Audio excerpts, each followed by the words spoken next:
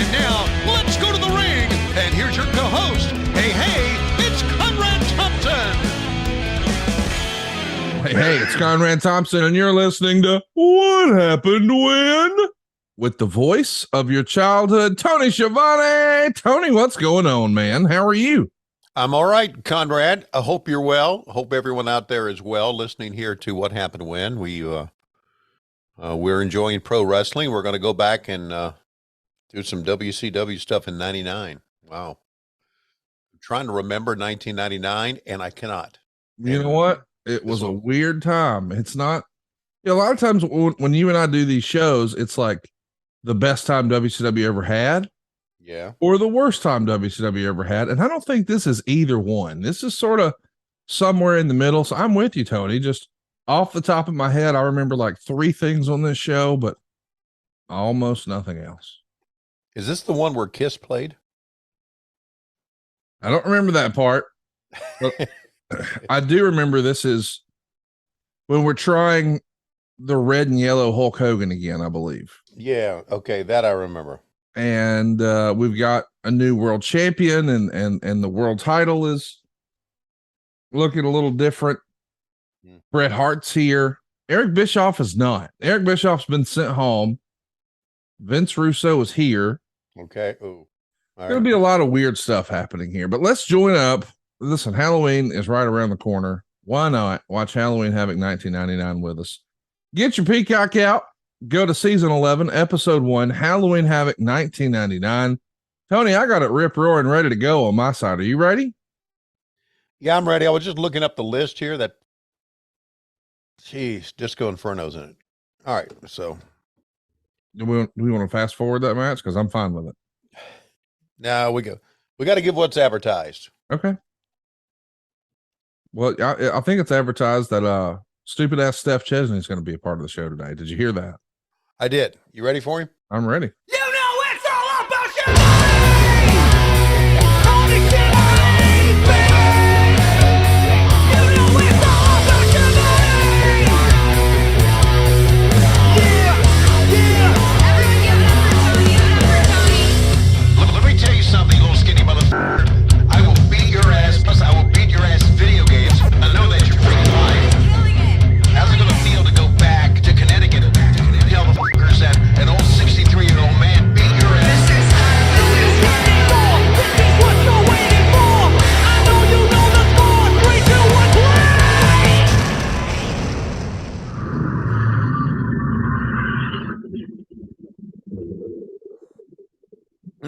Love that logo, buddy. Hey, what'd you call it?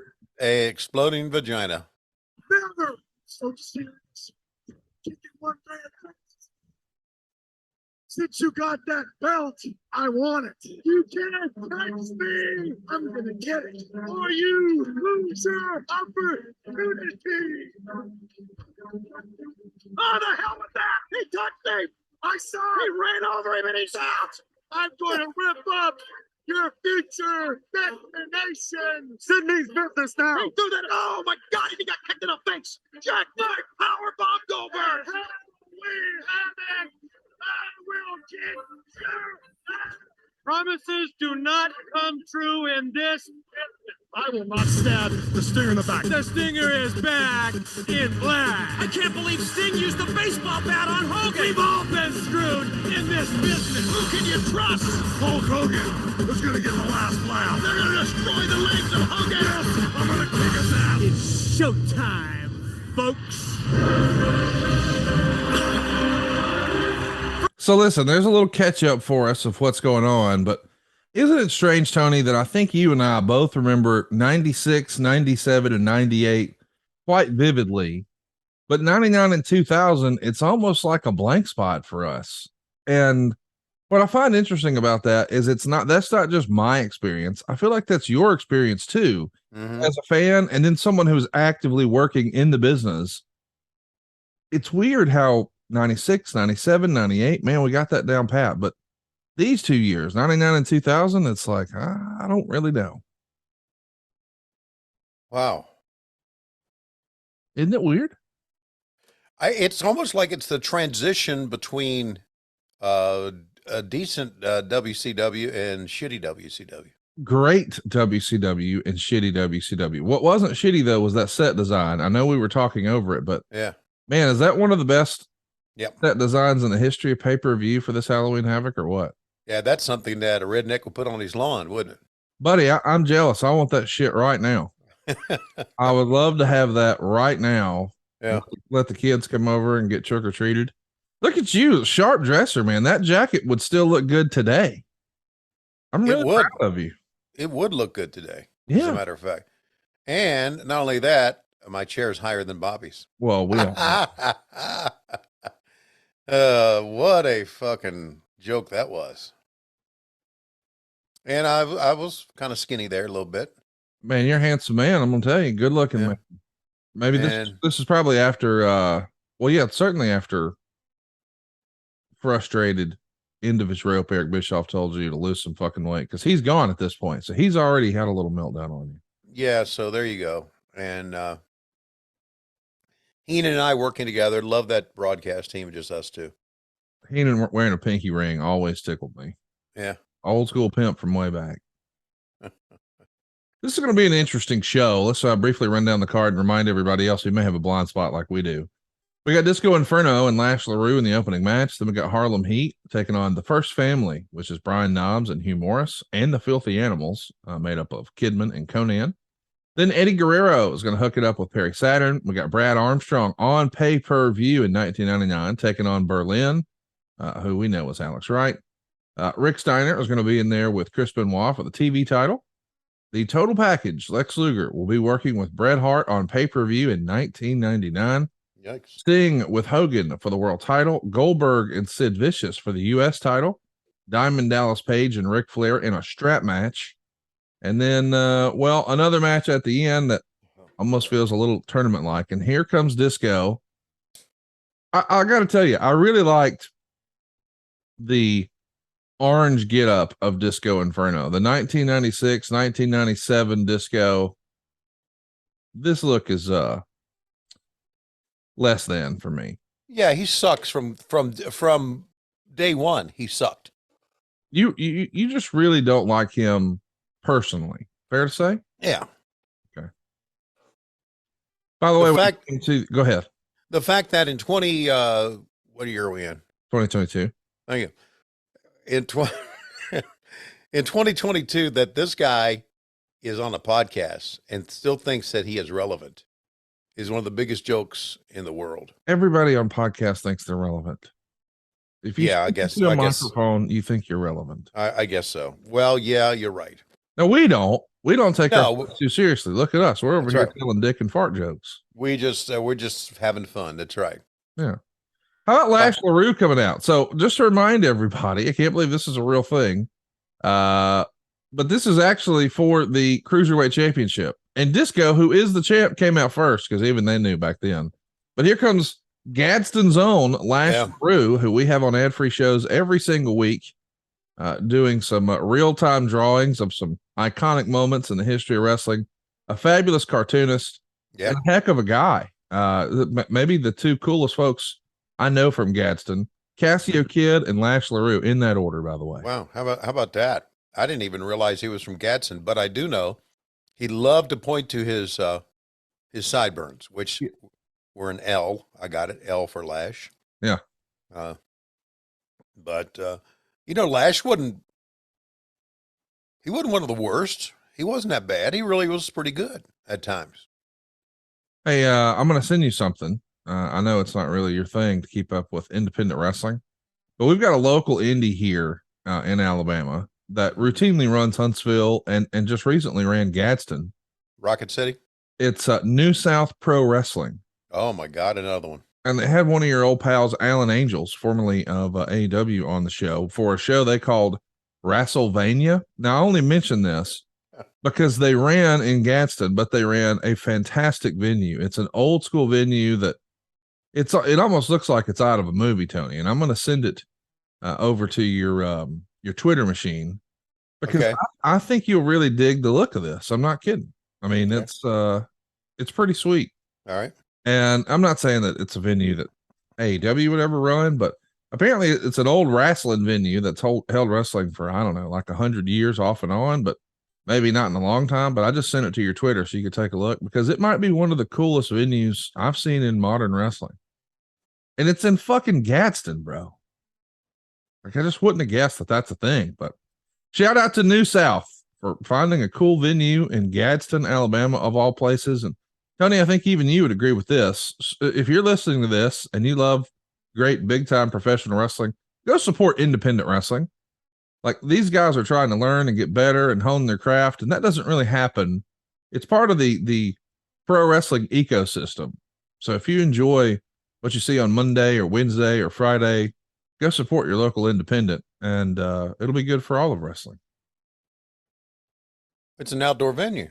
How about Isn't that cool? But look Yeah. at the way it's lit, and Yeah. I mean, just built into the earth there. It's fantastic. Huh. We'll throw them a retweet so you guys can see what we're talking about. But it's New South Pro Wrestling is a local independent to us. And shout out to Tony for remembering our old pal Barry and Rocket City Pro Wrestling just north of Huntsville in Hazel Green, Alabama, Hazel Green. where I hear a guy was recently arrested for running around naked in his neighborhood.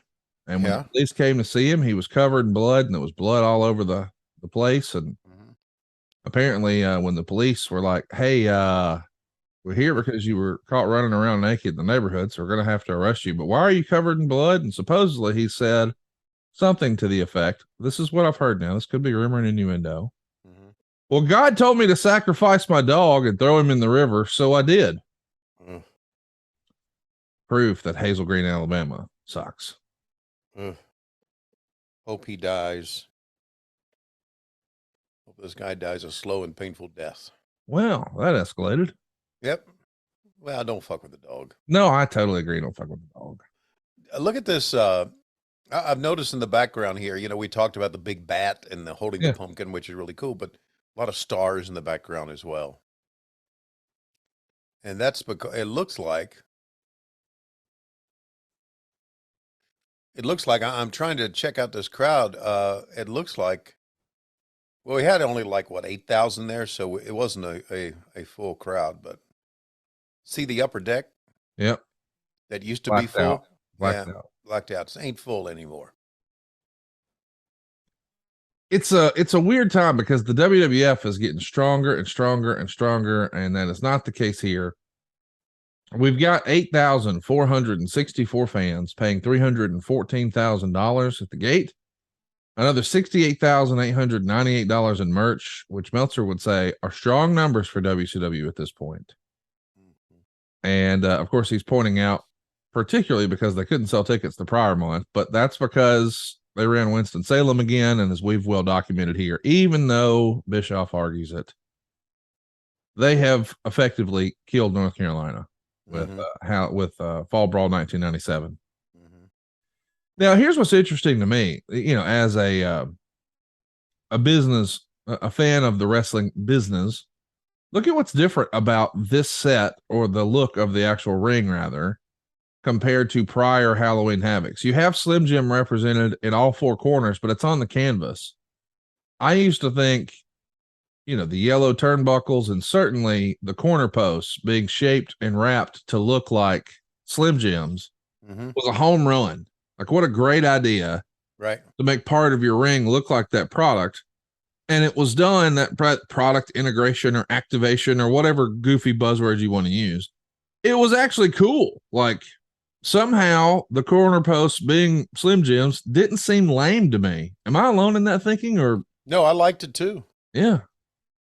So it makes me wonder, like, was WCW just off the rails and we just weren't taking care of our business like we should have?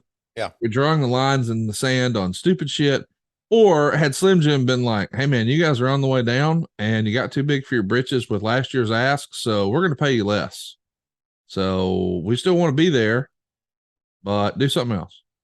Well, you would think that as a company, if in fact, and I don't know if this is the case, I don't think we know, if Slim Jim says, you know what, you're off the rails, we're not going to pay you more, we would say, okay, let's give them more. Right. Let's bring them back. Let's show them that we're going to do more for them. But I think this is us just not giving a fuck. Right. We were such a dysfunctional company, not only what you saw on TV, but behind the scenes. It's a little weird because, you know, this is the era too where Randy Savage is sort of hokey pokey with WCW. Right. This show went down October 24th, 1999. And the next day, October 25th, 1999, is going to be one of his last appearances in WCW. He's going to be in the ring with Gorgeous George talking about passing the torch. And his last appearance is May 3rd, 2000 on Thunder. And that's kind of it. And I've always felt that was one of the weirdest, and I don't think we as wrestling fans talk about it enough. What a fantastic career he had. I mean, truly, one of the most iconic characters in the history of pro wrestling. But it feels like he just sort of goes out of WCW and really effectively ends his wrestling career on a whimper. Yeah. I mean, he did have that one or two appearances with TNA, whatever it was in 04, but that's not nearly the same as a final appearance with the WWF or WCW. And it's just kind of weird. And it's really unfortunate that he didn't get the big send off. It feels to me that Savage kind of feels the same way that I feel. I'm the same way. When my career is over, if I'm still alive when when I decide to end my career, I don't want a big send off. I just want to go out, well, look at Lash sell that one. He sold that great, didn't he? Yeah, he sure did. And that'll do it. I don't want any hoopla. Well, I don't want people standing up and say, "Oh, here's." I just don't. I'm going. The end of my career is going to be an Irish goodbye. well, let me tell you this. If the end of your career is with Tony Khan, and I imagine it will be, you're going to have a tribute show. There will be recorded messages and fun little pieces of business. And then I won't go for it. Well, then they'll probably pile drive you and then you're out of there. You know, they'll talk about how you have a bad neck and please don't do this. And Ricky Starks will put you in a pile driver off the top rope and then they'll cart you out and they'll have another member of the Schiavone family. I don't know if we're allowed to talk about it. Come out there and check on you. I mean, it'll be all that sort of stuff. And listen, that would be cool. But I'm just thinking like in traditional, I mean, it's almost like wrestling tradition, right? You put somebody over on your, and it's a business thing. It's Randy Savage's last match. Yeah. The last hurrah. Oh yeah. And nobody did that. Like that was a real money-making opportunity for someone. Yeah. Most of all him, and it didn't happen. But man, how many replays are we going to get? By the way, nice sell job of Lash LaRue on the bootleg Stone Cold Stunner.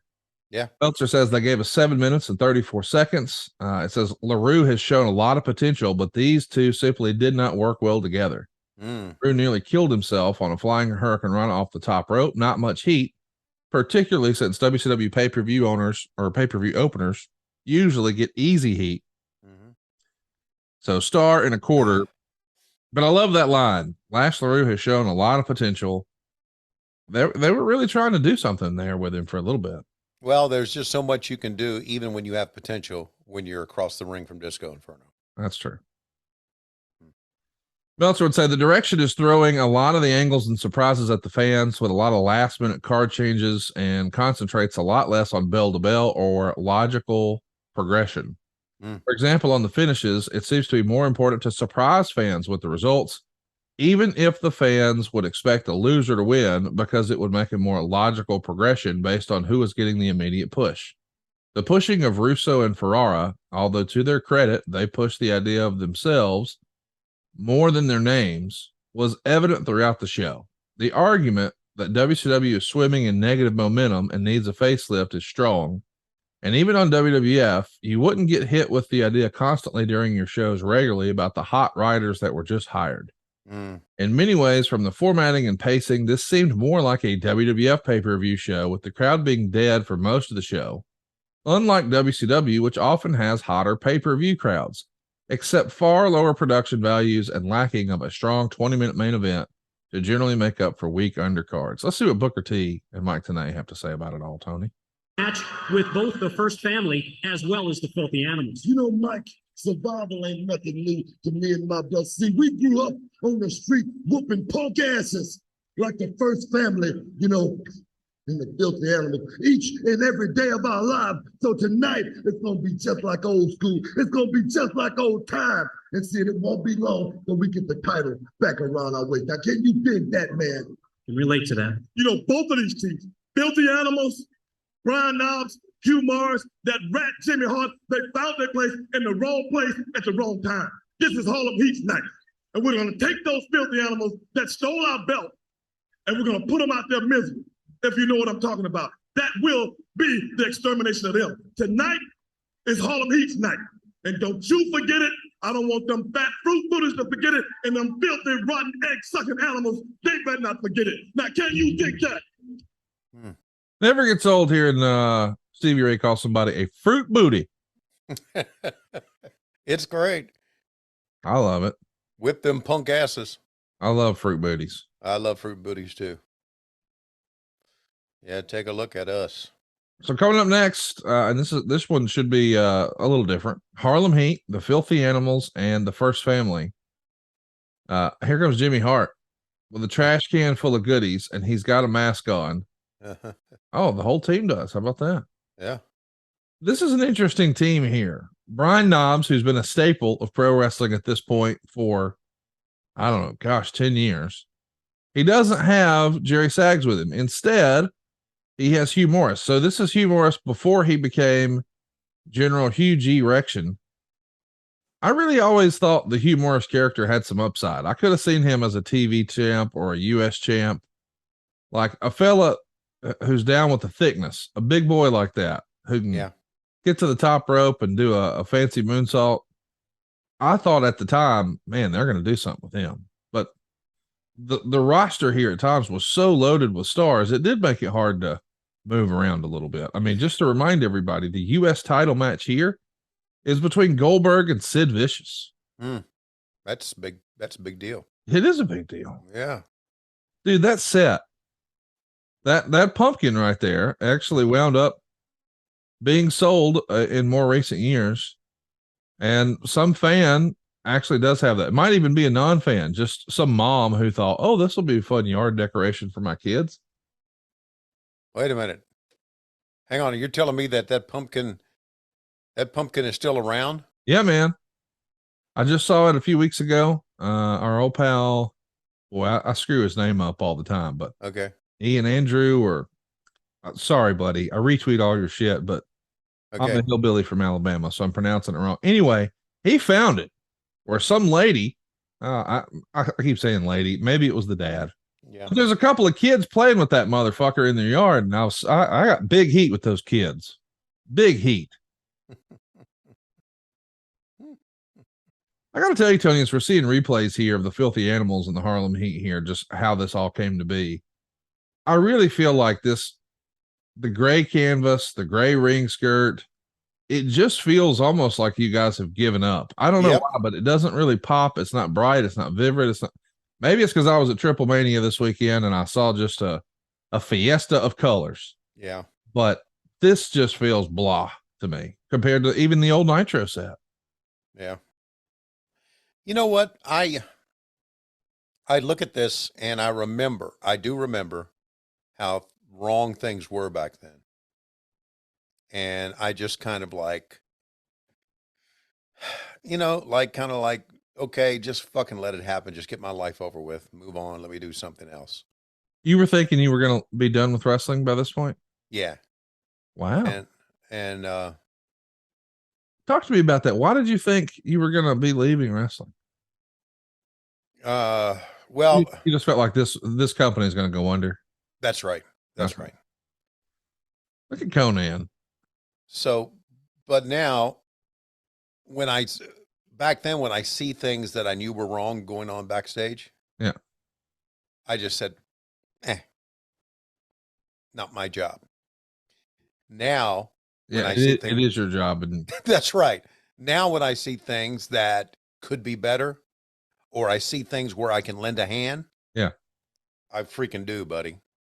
I get right involved in it.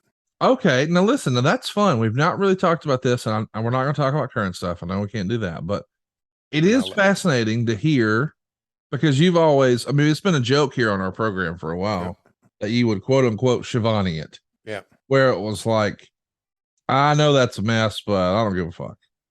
And now you've sort of done an about face on that. Yeah.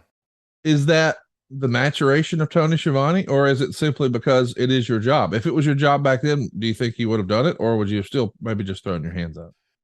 Oh, you know what? I've discovered that in pro wrestling that you can, and I think I learned this, maybe the maturation, you can get as involved as you want to be. Yes. And I just, I don't know. I just didn't want to be. I just didn't enjoy the product. Watch out, girl. I do enjoy the product now, and I do enjoy the people I work with now. It's not that I didn't like the people I worked with back then. I did. It's just that I just see so much potential in this company. And back then, I didn't think this company had a chance. And the reason I didn't think this company had a chance was it was owned by a television company. Right. I still think that is the underlying thing. Say what you want to about WCW and the bad days we had. Yes. The one thing about it was we were owned by a television company, and it eventually was going to come to this, that they didn't want us anymore. The old Scott Hall, WWF is a wrestling company running wrestling. Right. WCW is a TV company running wrestling. That's right. You know, that was the difference. I do wonder, as we're seeing a pretty interesting hardcore style match here with trash cans and chairs and everything else.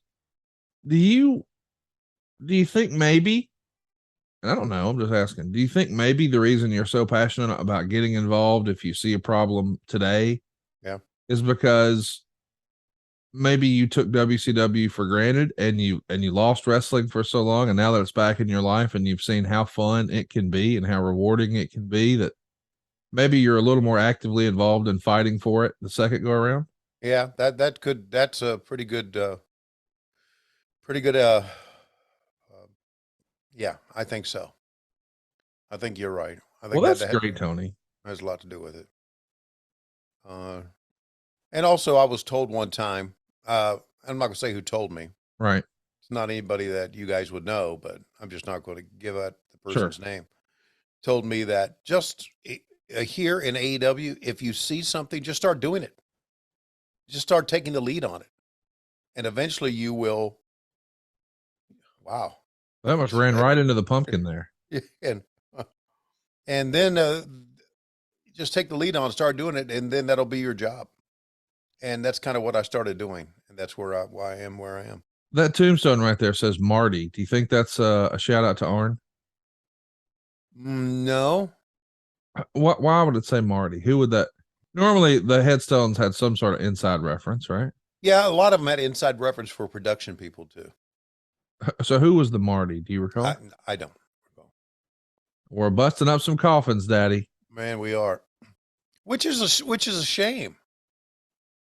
This is a nice set, and it should stay intact through the entire show. But they're fucking destroying it, right? Well, clearly they had permission. Well, of course it did, but and let's explain too. If you're not really familiar with set design, that coffin right there that they just broke over Brian Knobbs' head is actually painted styrofoam. Yes. Styrofoam is kind of easy to work with. You could shape it and carve it up, make it look like whatever, and then paint it, and ta-da, you got your headstone or whatever it is. So now we're in the backstage area, and there's just randomly a whole wall of cardboard boxes. Stupid as shit.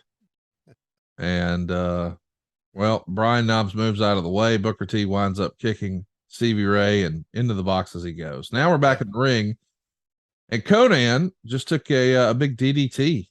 Saw Conan over the weekend, still the coolest motherfucker in the room. Yeah, he is. It's so fascinating to me that in life you're either cool or you're not. And I don't think there's ever been a day where Conan was not.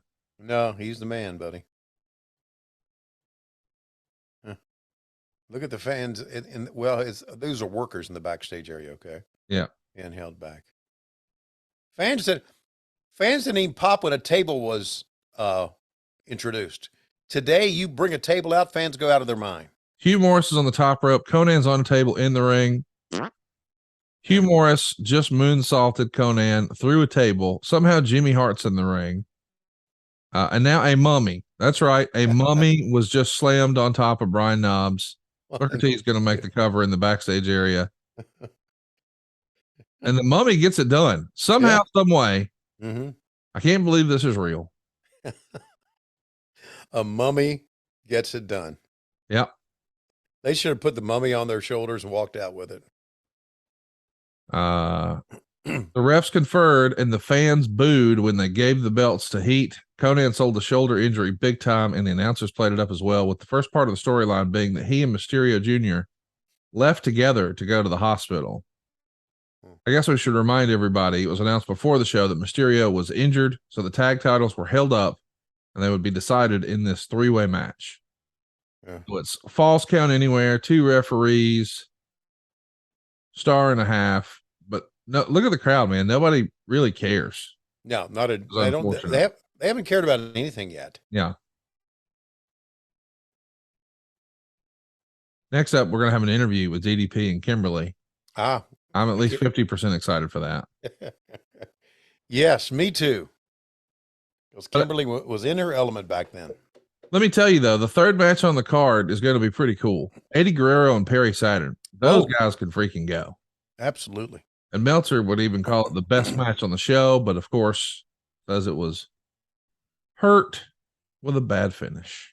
Well, this is near the end of Eddie and Dean, and yeah, they're going to leave in January. Yeah, right. But we're just starting the Russo era. So Buff Bagwell, I think, is going to have a promo at some point, and he's going to talk about having an issue with the writers. So the peek behind the curtain continues. I don't know that that's necessarily that's wrong. Best for business, yeah. No, I mean, obviously, we talked about it. They made it a big deal that we had taken the writers from WWE when they, and of course, ego plays into it too. And I'm taking a pause right now, Tony, because I want to talk about something fairly important. I want to talk about, that's right, you hear in the background, that spooky music. Michael Myers sure is scary, but the last thing you need to be is hairy this Halloween. Luckily, our friends at Manscaped launched their 4th generation performance package to make sure your pumpkins get the ultimate carving experience on this very spooky day. Turn your bite-sized treat into king-size candy. Join the 6 million men worldwide who trust Manscaped by going to manscaped.com for 20% off and free shipping with the promo code WHW. Make the right call this spooky season. It's trick or trim. And Tony, I remember you sent me that picture a few years ago, right before your big birthday party in Baltimore. And man, it looked like your bathroom floor was like CSI Marietta. There was blood everywhere. You're trying to trim that rascal up, make it look nice for Lois, but you didn't have the right tools. Yeah. Well, have you ever, maybe you're listening and you remember a time where your balls looked like Freddy Krueger had paid you a visit. Well, luckily, Manscaped is here to save the day. Make sure you're feeling your best in your costume. Unlock your confidence with that Performance Package 4.0, Daddy. Inside, you'll find the holy grail of men's grooming items. It's a full moon out, and there's a werewolf in your pants, and he's howling. It's time to tackle that problem with the Lawnmower 4.0. Their finely tuned pube products feature a cutting-edge ceramic blade to reduce grooming accidents. Of course, we're talking about the advanced skin-safe technology. That Lawnmower 4.0, Tony, I think it might be the greatest ball trimmer on the planet. It's also waterproof. Right. That's right. A shower essential. You can actually do this in the shower. Maybe my favorite part of the Performance Package 4.0 is the old Weed Whacker. That's right. The Weed Whacker is your nose and ear hair trimmer, and it's going to prevent all the nicks and snags and tugs thanks to that proprietary skin-safe technology. The liquid formulations, though, I know that's your favorite. Right. I know in this Nitro era, especially when Nitro started, you were known as Stinky Ball Shivani behind the scenes, but not anymore. Everybody at AEW these days knows you've got the crop preserver, the ball deodorant. And you used to ask me, Tony, or Conrad, I put deodorant on my armpits. Why not my balls? They smell way worse. Not anymore. And the Crop Reviver, a big hit out in Wyoming.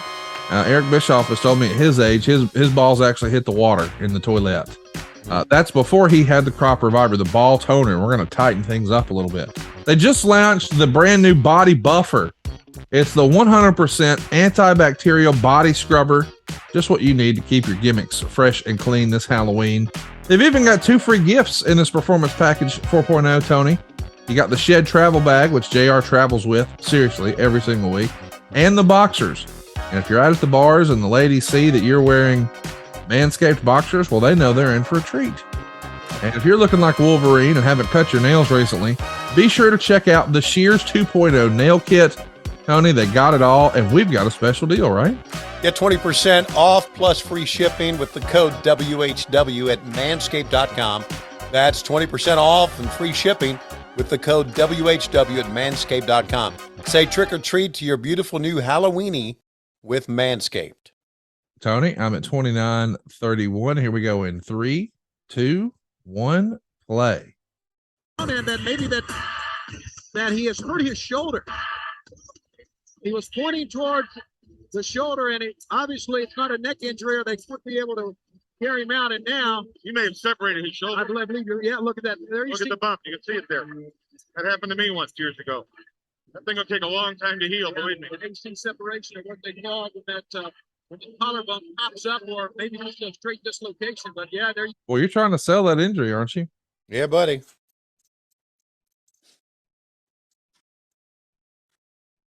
Well, I think we're going to have fun with this DDP Kimberly interview.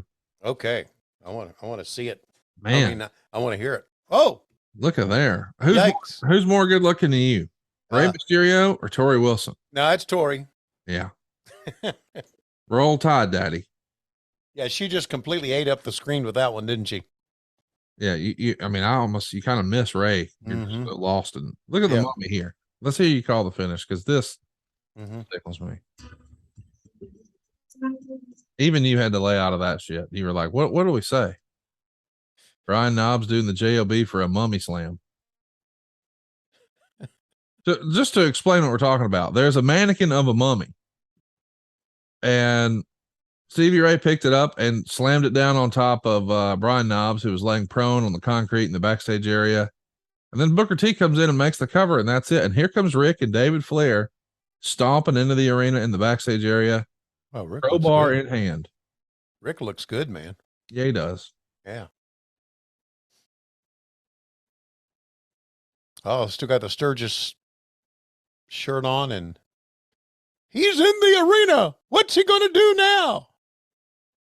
So this is where we're going to set up the strap match with Diamond Dallas Page and old Richard. Uh-huh. Man, that set is awesome. I even like the framing that you guys have around the big screens. And here they come, Talk to me, girl. looking all the way live, as you would say. I'm not so sure about the way they're dressed. This is very 1999. DDP should not be wearing this. DDP should be dressed like 1996, 1997 DDP, not this big old baggy shirt. I don't know. I'm not even looking at DDP, so I don't know what you're saying. Well, he looks like he sells ecstasy. He should look like that poster right there. And she looks like she just left a rave. Lord. The bell bottoms are back, Daddy. Yeah. I'm not looking at her feet. What's crazy is that, DDP just a couple of years ago, the crowd would have went bananas for it. It feels like they're just sort of subdued here. Let's listen to Kimberly. 14 times. Ric Flair, you and I both know what I'm talking about, and it's not the number of times that you won that stupid belt. 14 is the number of times that you took your hand and smacked it on my butt. It's 7 with each hand. But You're on couldn't. I got a little news for you, Rick. You see, when Paige and I are together, intimately speaking, that is, I consider a 14-time spanking just a little warm-up.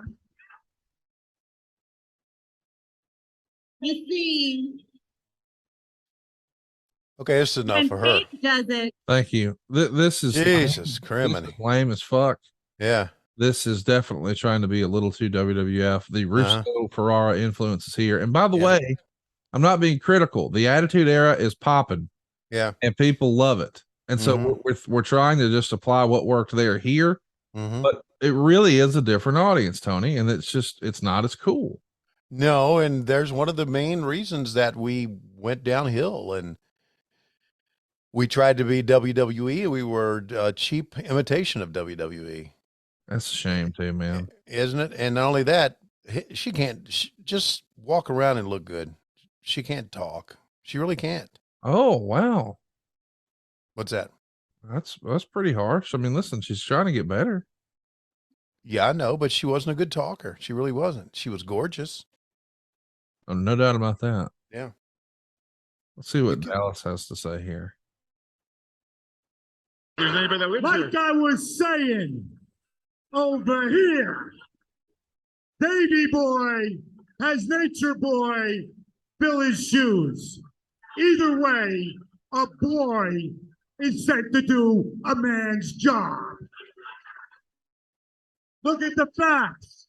Nature Boy, you're in a hotel room with this, and all you can think about is spanking it. Well, there's a line Not there somewhere. One time, not two times, two times, but 14 times. You run your hand over this.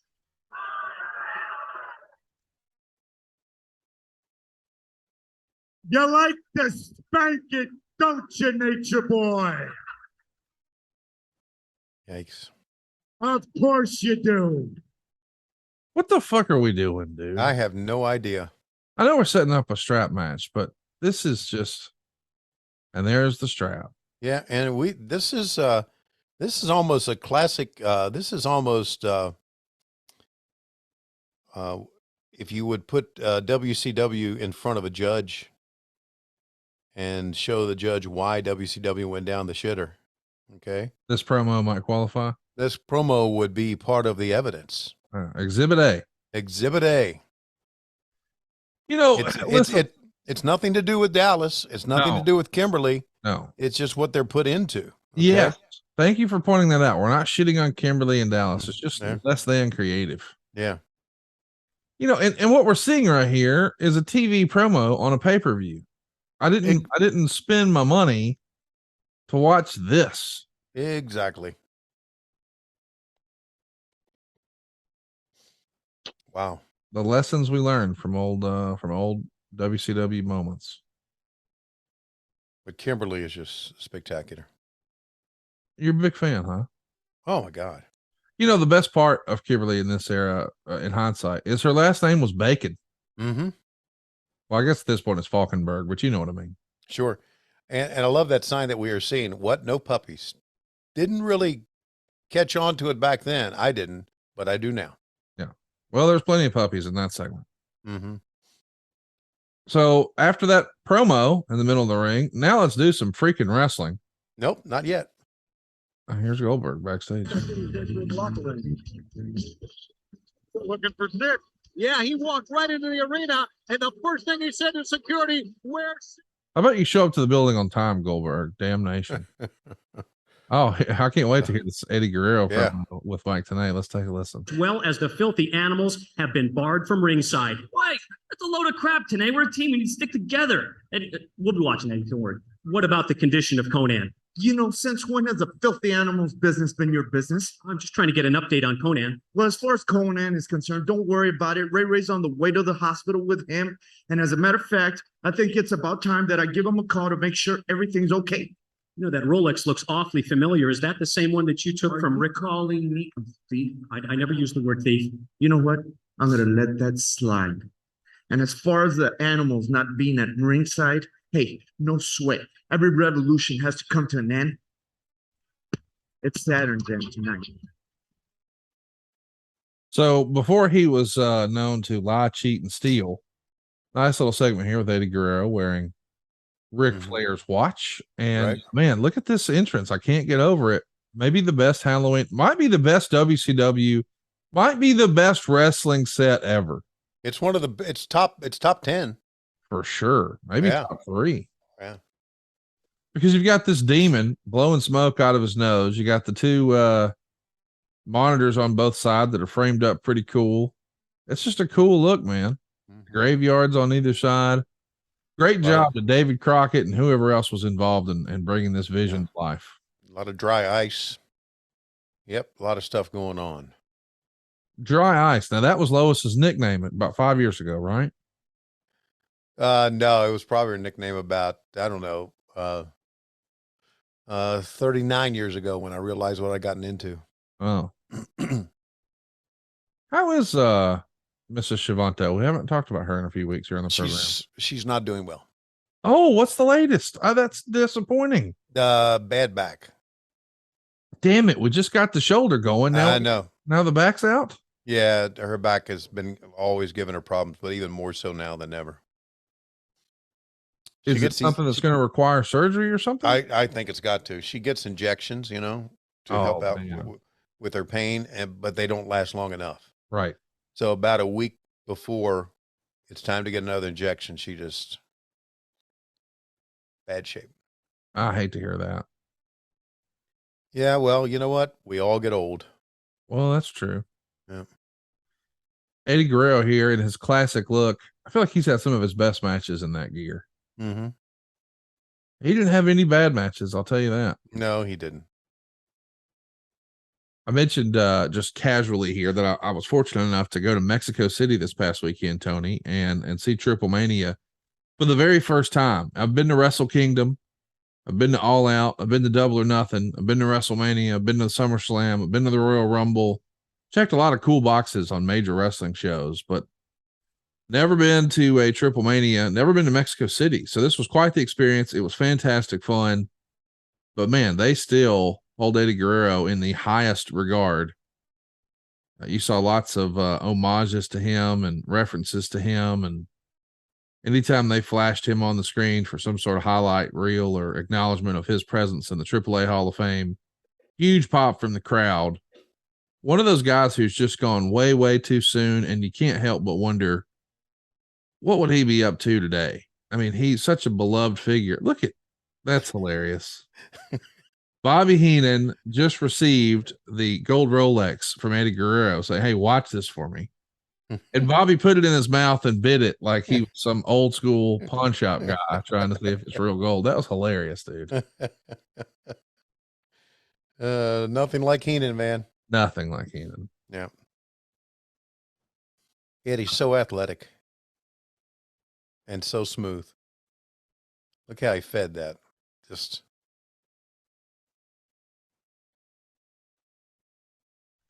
man, what a badass couple of guys here. And by the way, when they did eventually jump, as we've talked about, in January of the following year, so just a couple months after this, less than that actually. Yeah. Well, no, I guess it's a little more than a couple months. Anyway, Bruce has said he saw a lot of money in Eddie Guerrero and thought he could be, for lack of a better word, the Latino Shawn Michaels. Uh-huh. And he also thought that Perry Saturn maybe had the most upside of everyone in that group. And we know it didn't really work out that way. It worked out fantastic for Eddie Guerrero. And boy, this sounds bad to say, but it worked out great for Chris Benoit because they both became world champions and got big pushes and main event opportunities, but it didn't quite really work for Perry Saturn. But Perry Saturn always felt like an underdog guy that I was pulling for when he came in just a couple years prior to this in 1997 from ECW. He was a part of a great tag team called the Eliminators, but I think everybody recognized that while Cronus had a couple of big moves for a big guy, Perry Saturn was probably the star of the group. And when he finally lands here, I was really happy for him that he's finally going to make some real money in wrestling. But when a guy like Bruce Pritchard, who had some influence in the WWF, thought, hey, this guy could be one of the guys, it really does get you excited about what could have been for Perry Saturn. Why do you think it didn't work out for him? Listen, I wasn't there. I can't speak for it, but I do know there was a time where that road schedule got out of hand for guys, and they started to maybe cope in different ways that maybe weren't best for their personal lives, their health, or their career. And I know there was a circumstance where he was working with an enhancement talent, and that enhancement talent maybe was a little too rough with Perry, maybe was a little too stiff, and it triggered Perry, and he beat the shit out of that fellow, Mr. Bell. Just tore his ass up. And I think that was frowned upon. I know once upon a time in wrestling, that was kind of expected. Well, we've seen a couple of, I mean, unfortunately, in the Crockett era, we saw some moments where it felt like, man, there should be paperwork involved with that. Woo! Yeah. But in that era of the WWF, I don't think Vince had a lot of patience or tolerance for that. No, society had changed. Yeah. Yeah. All right, so I get that, but so, and Perry, as of late, has had some pretty rough times too. Yeah, he has got a lot of health problems. But by the way, I want to mention, even though that sounded like we were being negative, by all accounts, all we've ever heard, or all I've ever heard, is that Perry Saturn was a great guy. He was, and a good Samaritan. Yes, he's from what I remember, he was shot in the head or neck trying to stop a rape. I mean, just a guy who well liked, well respected, one of those guys that we know not to fuck with. Yeah. And man, they're having a pretty good match here, bouncing all over the place, but when they need to, doing some mat submission stuff, what we're seeing right here. And they are having a great match, and the fans at ringside just don't give a shit about anything. You're exactly right. Meltzer said match didn't have much heat either. Okay. All right, let's have a little lesson on what the word heat really means. Yes. Okay. It ain't the Meltzer definition. No. Okay. Heat is when people are throwing trash. Heat is when people are fired up. When people are mad. Yeah. Yeah. When people are angry at the heel. Yes. That's heat. Yes. He's talking about fans' reaction, fans cheering. Yes. Fans getting into it. Yes. That ain't heat. Okay. That's almost more engagement, maybe. Yes. And I don't know why, because he had been covering and still does, this industry forever, why he doesn't realize what the word heat is. Maybe that's the word he likes to use, because maybe that's what, who knows. And maybe I should stop talking about him. Are you not a Meltzer fan? No, I am. I really am. But that's why I'm saying maybe I should stop talking about him, because it's neither here nor there, as the old cliche goes. Hey, I don't know that you kept up with it. And I know we don't really talk about current stuff that much, but what do you think of Ariel Helwani? Who's recently started to cover a little more pro wrestling and been a lightning rod as of late. I don't know anything about him. Okay. And that's probably good, because yeah. Yeah. I think it's real good for you. Mm-hmm. You only have so much room. Okay. I get it. What? I get it. What? He obviously doesn't like me. No, he doesn't. He didn't say anything bad about you ever. Okay. But he did I have don't some want frustrating comments about your old pal Tony Khan. Okay. Well, that's because he doesn't know him. I agree with that now. That's good. I do agree with that. Yeah. And why are we talking about this dick lick on our podcast? We're not. Why are we amplifying this dickhead on our podcast? Well, because I hope to sort of like how you, even though you don't say the reason you hate Disco Inferno, yeah, is because he's critical of AEW. I was hoping that you just had something in the can for Ariel. Okay, and you were just ready. Now I know it's not on your radar, so we'll move along. Okay. It's weird to me that you know what Disco says on that podcast. I know. I don't know what he says on their podcast. You just know to hate him. I mean, he's one of the guys that when you walk out, you go, ugh. Not many people, that's a talent. Not many people have that. Right. That you can just walk out and people go, ugh. Let's say hypothetically, okay, you guys run a show over in Las Vegas. Okay. And let's say hypothetically, he's brazen enough after all of his criticisms to just show up, try to get into the backstage area. Yeah. Unless they somehow, whoever's working security that day Uh-huh. knows, hey man, he was part of this sort of fraternity. He's fine. Yeah. And lets him back there. But the first person he encounters as he's walking in the backstage area is you. Right. Are you going to drop to a knee and punch him square in the ding dong, or what's that look like? No, I'm going to be real sneaky about it. Okay. And we'll say, hey, Glenn, how you doing? Hang on just a second. And then I go and get a security guy to throw him out. Oh, gosh. Yeah. How many people do you think you've had thrown out? Me, none. Oh, well, I threw some people out at Ric Flair's last match. You should have done it. It's kind of fun. You didn't throw enough out. No, I agree with that. I agree with that.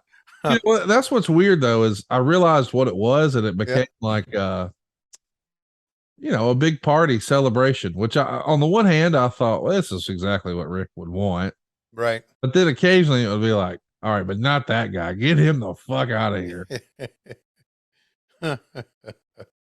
And I know we talked about it before, but the funny part about all that is Doug Dellinger's reaction to all of it. Yeah. And I Doug Dillinger is like the greatest dude. We got to get Doug on the show sometime. Yeah.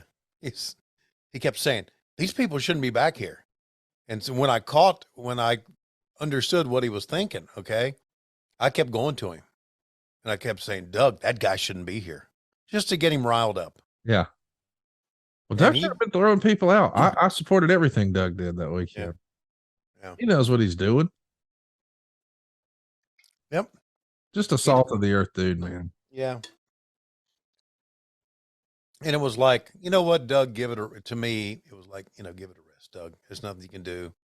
And by the way, as soon as the bell rings, I'm going to be gone. So you need to handle it because I'm not going to.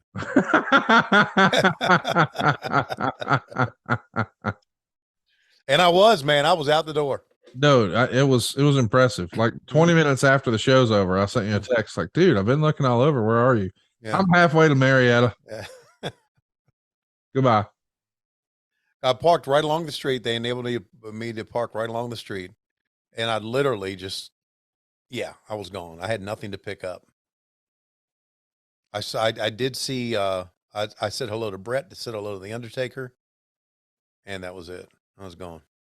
What a remarkable match we're talking over here. Yeah, we are. These kids are these kids they're my age. But these kids are doing some stuff that they still do today. And that's exactly right. That's what I was thinking, man. This could be on a Wednesday. Right. And here it is. Golly, man. Think about that. 1999. I had just graduated high school. Watch this. How long ago this is. To the top. In a hole. Gigantic fall away. Back. Body drop that time. That's just as much damage to Saturn as it did to Guerrero. I love you. We're like trying to call the move. Figure out the words there. Yeah. Just a tremendous back Excalibur. What do you call that? Yeah, he would know the Spanish version of it. Yeah, right. Back to the top rope again, man. We're just one spectacle after another. Let's try this. Yeah, let's do it. Eddie just holds on for dear life. Oh my! Oh, Eddie drop kicked him incredibly, and Eddie's gonna go up top now. This is so dangerous. God, it's great. It's gonna be career ending. It's a superplex, and look at the lift he got from that top turnbuckle. Eddie actually spun over the top turnbuckle. And the crowd is dead, dude. Look at that. Nothing. They don't give a shit about anything. And here comes Ric Flair without his suit jacket, and he's got the crowbar. Like maybe he's coming to get his watch. Let's track it here. He means business. And the referee looking at Perry Saturn, and he is. As the referee has no report to the presence there now, he's going to take right to the ribs. Now this is unfortunate. This is a pay-per-view. Uh-huh. And the finish is shitty. DQ. Yeah. I would have liked to have seen more of that match because they were on a roll. And unfortunately, the crowbar, which probably would never really bend in real life, is bending on the guy's back. See it there? Yeah. It's like a fucking black snake.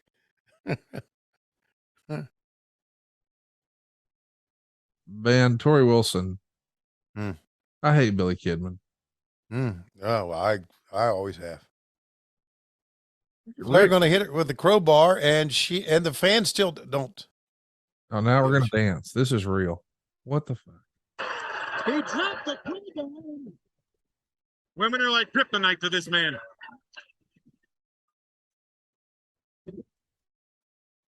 Whoa.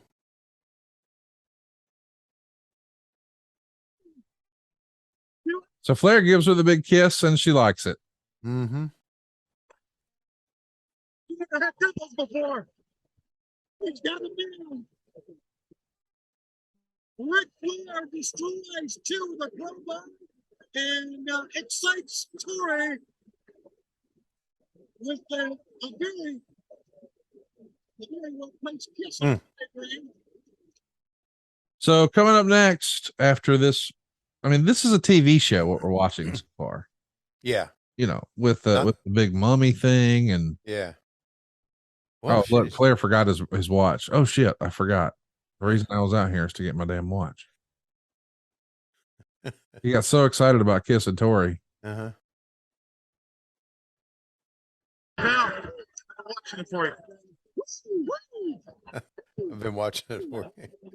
There it is. And we're taking this time out, of course, because it's time to brag about our friends at Athletic Greens. Tony, I got to tell you, behind the scenes, my wife has been using Athletic Greens and had me using it long before they were an advertiser here. We actually started using it at the start of the pandemic, and she was looking to improve our, or maybe even optimize is the right word, our immune system. But along the way, we've discovered that you can use Athletic Greens for better gut health, more energy. Maybe you hate taking pills or vitamins. Maybe you're like me and you want a supplement that actually tastes good. But if you want to see what all the hype is about, I highly recommend AG1. Now, what exactly is this? Well, with one delicious scoop of AG1, you're going to be absorbing 75 high-quality vitamins, minerals, whole food source superfoods, probiotics, and adaptogens to help you start your day right. This special blend of ingredients supports your gut health, your nervous system, your immune system, your energy, your recovery, your focus, your aging, all your things. And it tastes great, man. That's the thing that is always the thing that's turned off a lot of folks with this sort of product is, hey man, I don't know, it doesn't taste good. AG1 tastes great, and it's keto friendly, it's paleo friendly, it's vegan friendly, it's dairy free, it's gluten free. There's less than 1 gram of sugar, there's no GMOs, there's no nasty chemicals, there's no artificial anything, and it still tastes good. It's also going to better help or help support your sleep recovery and your sleep quality, your mental clarity, your alertness. It's almost like your all-in-one nutritional insurance. And it's not just great reviews from Tony and I, more than 7,000 5-star reviews. And Tony and I think it's time to reclaim your health and arm your immune system with convenient daily nutrition. It's just 1 scoop in a cup of water every day. That's it. There's no need for a million different supplements or pills to look out for your health. And Tony, I think we've got a special deal right now, don't we? To make it easy, Athletic Greens going to give you a free, check this out, a free 1-year supply of immune supporting vitamin D and 5. Free travel packs with your first purchase. All you have to do is visit athleticgreens.com/WHW. Again, that's athleticgreens.com/WHW. Take ownership over your health and pick up the ultimate daily nutritional insurance. How about that? Let's get back to the program here. I'm at 54:50 in 3, 2, 1. Play. This most bizarre and exciting end of this matchup. She's on her way to Lip City. Flair plants one on her. And I mean, he plants one on her. And watch her reaction when he unpuckers. She's got dimples and that she never had before. Yeah. All the lipstick is gone. I think she's falling in love. You know, you get married here 24 hours a day. And there's the one and only Nature Boy and the aftermath. Oh, hold on. Something's going on in the back, fans. Cameras are back. What's going on? Who is that? That's Goldberg's voice. I'm not so sure who it is. That means Goldberg. And that's going to be Sid Vicious.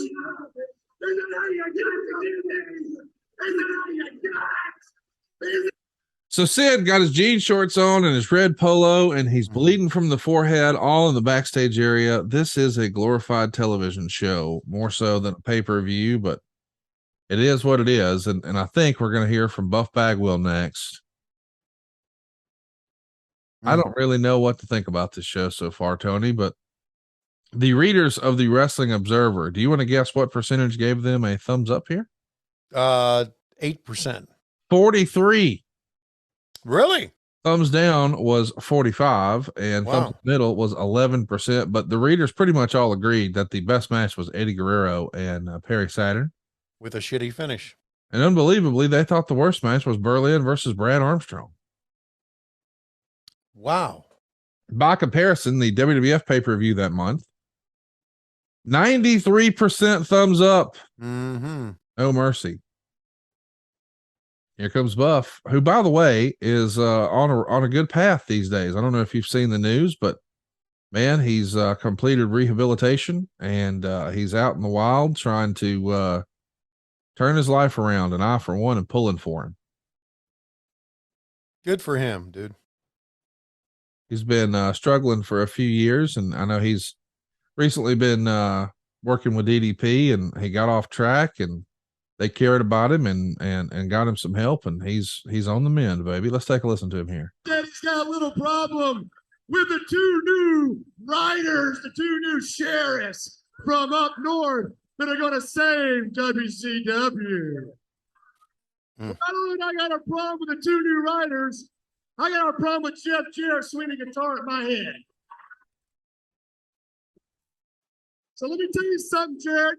If you bring that camera right in these eyes, you want to talk about stroke? Stroke is showing up in Las Vegas, Nevada, and being off the show and just making it happen because I'm buff and I'm the stuff. So with that said, big man, if you'll just bring your hillbilly Tennessee ass out here, I'm going to shove this foot right up it. You can do it. Heat it. Get on the set and send him out here. Play his music, whatever. Tony, get it done. Get him out here. Say no more with guitar in hand. Jeff Jarrett's coming. Hey, man, it'd be easy for us to poke fun at this, but the crowd's come alive for the first time. Mm-hmm. They have, haven't they? I mean, there was a pop for Jeff Jarrett. I guess that means because they love guitar shots. It can't be because they love the strut or the Bob Vila glasses. But to Jeff Jarrett's credit, you know, body-wise, he looks much the same as it now that he did back then, doesn't he? Buddy, I was about to say that. I was like, listen, I know we're having fun, you know, giving the shit to Jeff, but realistically, 2022 Jeff don't look that different than 22 years ago, Jeff. That's right. Yeah, man, he's done a great job of staying in shape, and some people just age differently than others, and he's one of them. Which is crazy too, because you know he what we talked about Buff, you know, going through some tough times. Yeah. Jeff went through some tough times, but still, and speaking of guys who've gone through tough times, here comes Lex Luger running down. Yeah. This I'm telling you, dude, is a TV show. Right. Oh, and Luger's got the guitar, and that's probably not good news. Oh shit. It didn't even break. So the idea was love it. God bless Lex Luger. So the idea is he's pissed off because Jeff Jarrett has pissed off Lex Luger when he accosted Elizabeth backstage at Nitro. Right. So he's coming out to defend his lady, if you will, because they're an on-screen pair at this point, Elizabeth and Lex Luger. Yep. So he swings the guitar in Jeff Jarrett's direction. Jeff ducks. It looks like it's supposed to hit Buff Bagwell. And it kind of does, but not really. And as a result, the guitar doesn't explode. So he just swings the guitar at the top turnbuckle and gets it. And now in the backstage area, they're stitching up Sid Vicious. A very volatile situation.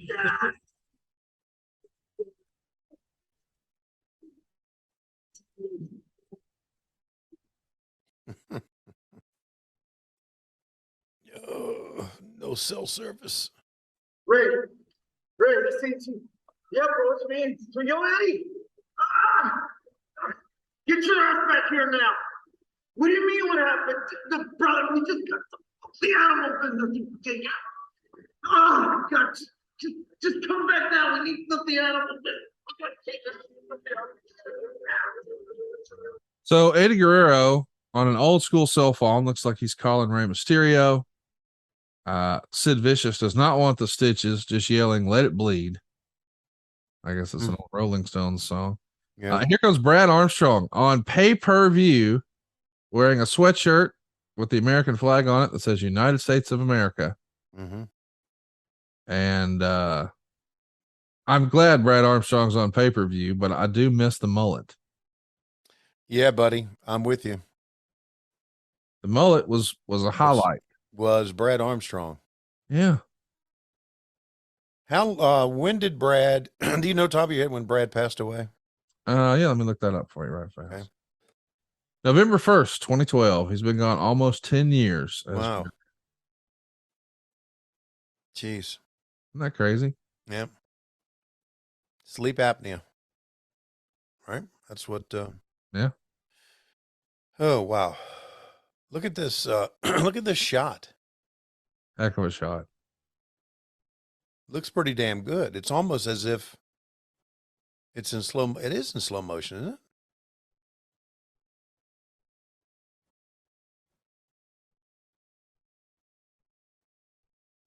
So This is overall, what are you thinking of this pay-per-view so far, dude? Yeah, it's, yeah.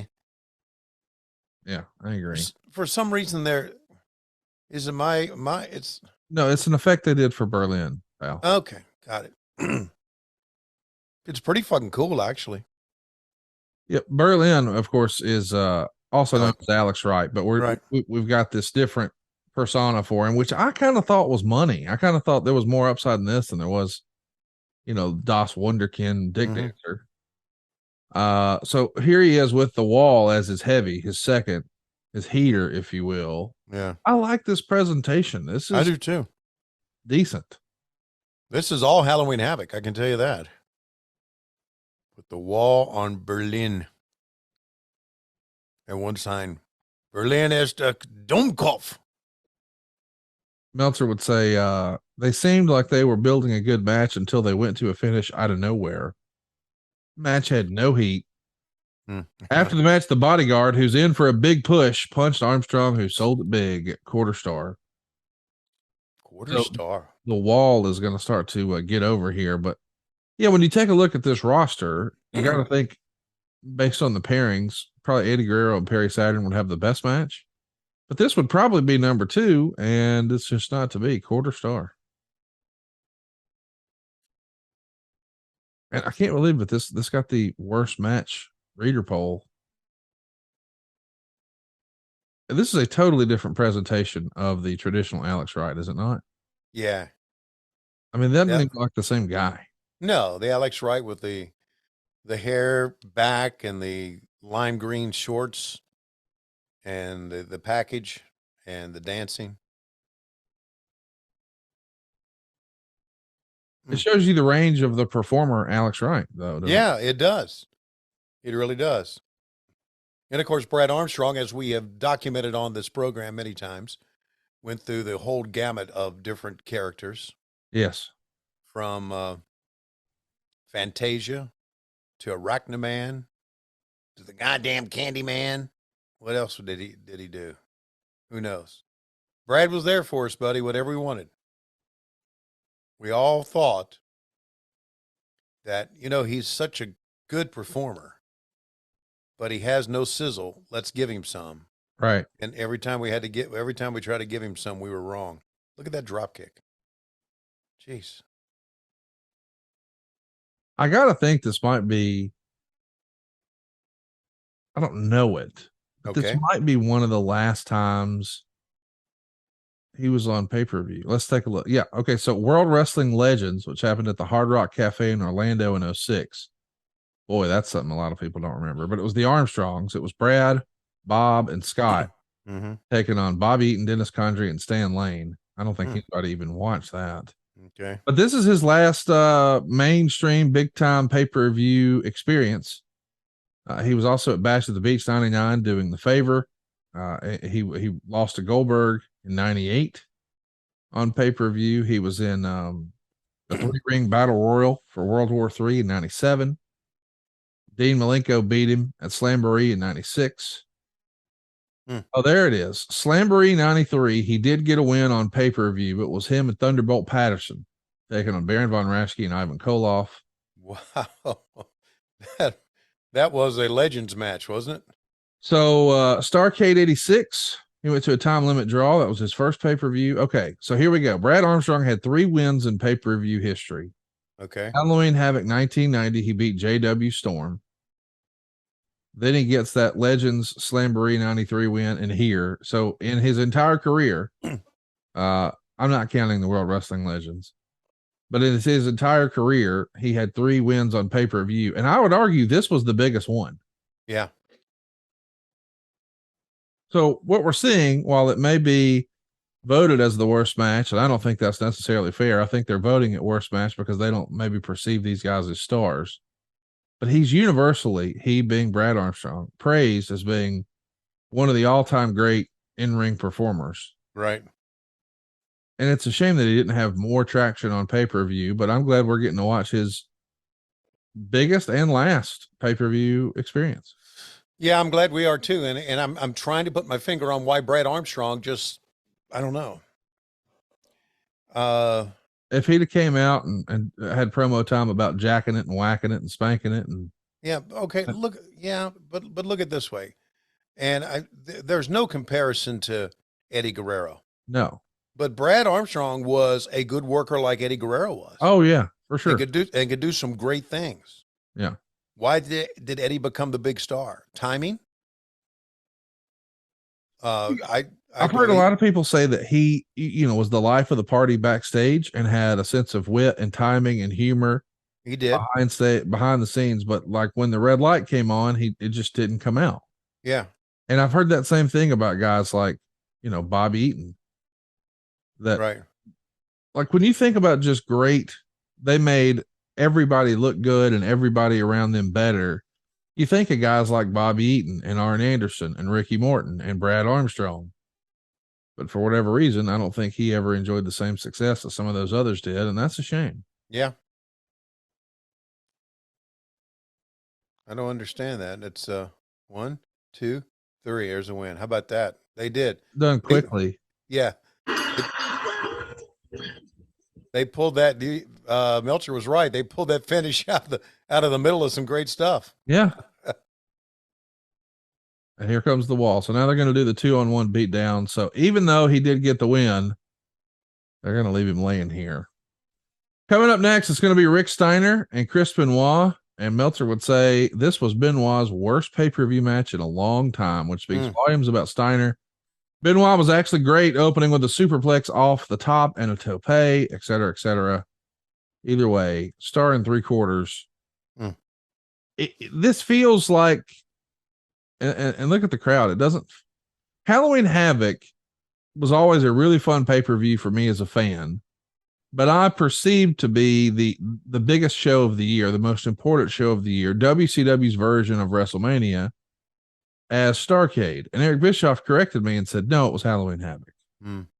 But this, what we're watching, does not feel like the equivalent of a WrestleMania. No, there's nothing that was the equivalent of the WrestleMania. That's silly to even really think about that.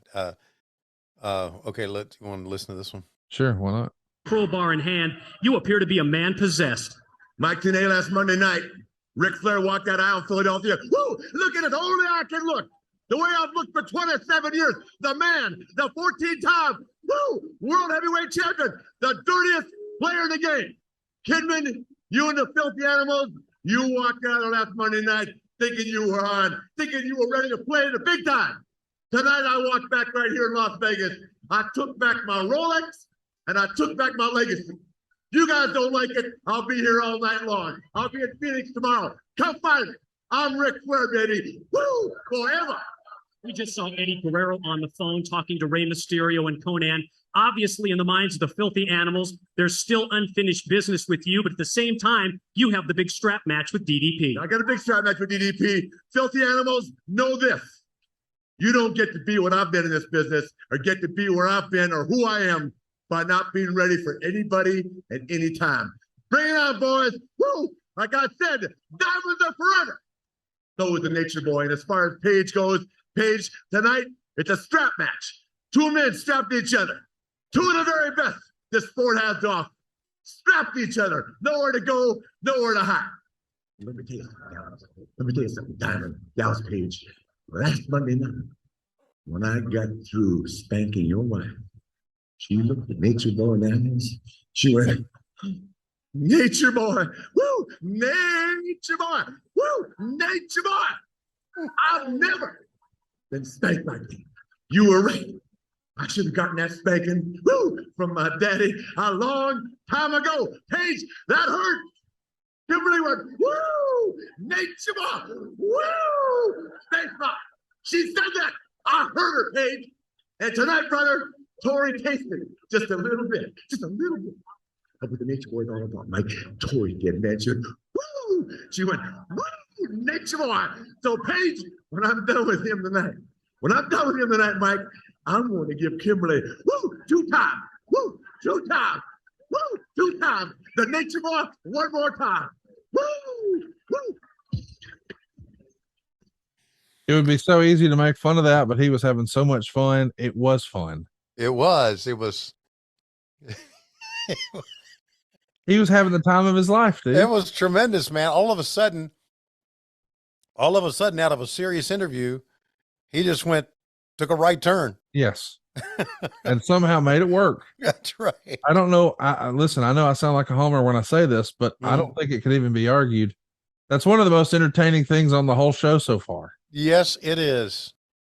Yes, it is. I know I sound like a homer, but damn, it was fun. Yeah. Hey, we were talking about what is the equivalent of WrestleMania in WCW at the time, or what was not equivalent, but what was WCW's WrestleMania. Yeah. And I kind of agree with Eric. I think it was Halloween Havoc, if you can even say that we had anything that was our WrestleMania. Starrcade ceased to become big during the Jim Herd era. Okay. With Battle Bowl. Oh, yeah. That kind of fucked it. Yeah, it just completely, and all of a sudden now, Because listen, Starrcade was a Thanksgiving tradition. Yes. And Thanksgiving was and all of a sudden we didn't have time for that. Right. We moved it to December. Sometimes you just got to let shit breathe and not try to sit around and think, well, we need to change this because, well, we just need to change it. You just, sometimes you don't just need to change it. That's right. That's like Kip Fry changing WCW Saturday Night into a talk show. That was terrible. I think that, and when I think back of the worst moves made by WCW, that's on the list. That may be number 1. And it's not talked about at all. Why do you think that is? I don't know. It's like people forget about it. Yeah. But if you go back and you were watching WCW Saturday Night, and all of a sudden the first hour JR is in the ring talking to people that aren't even in wrestling. Yeah, like the guy from Alabama. Right. Like Dave Casper. Yeah. Tight end of the Oakland Raiders. Yeah, nobody's into that shit. No, all of it. You're telling your fans, number 1, as a boss, you hate wrestling. Right. And I remember Kip, I remember saying to Kip, and of course, again, I wasn't the same type of backstage person I am now. I remember saying to Kip, why are we doing this? Right. And he said, well, we just got to do something with this show so it's watchable. And I remember when he said that, I'm thinking, he doesn't like wrestling. Right. He shouldn't be running this company. He doesn't like wrestling. Yeah. So anyway, I don't know why I went on a rant about that, but I'm glad you did. Yeah. I just, when I think about the bad things in wrestling, that was the worst.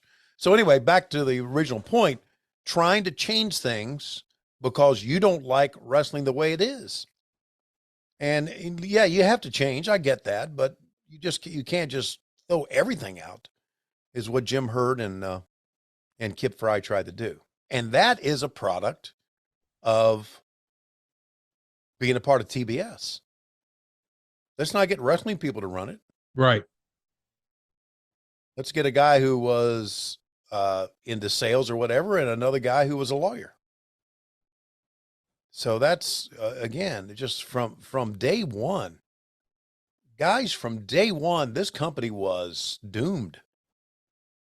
And thanks to Eric Bischoff, we had some great years Yes. before it. And look how fast it went down.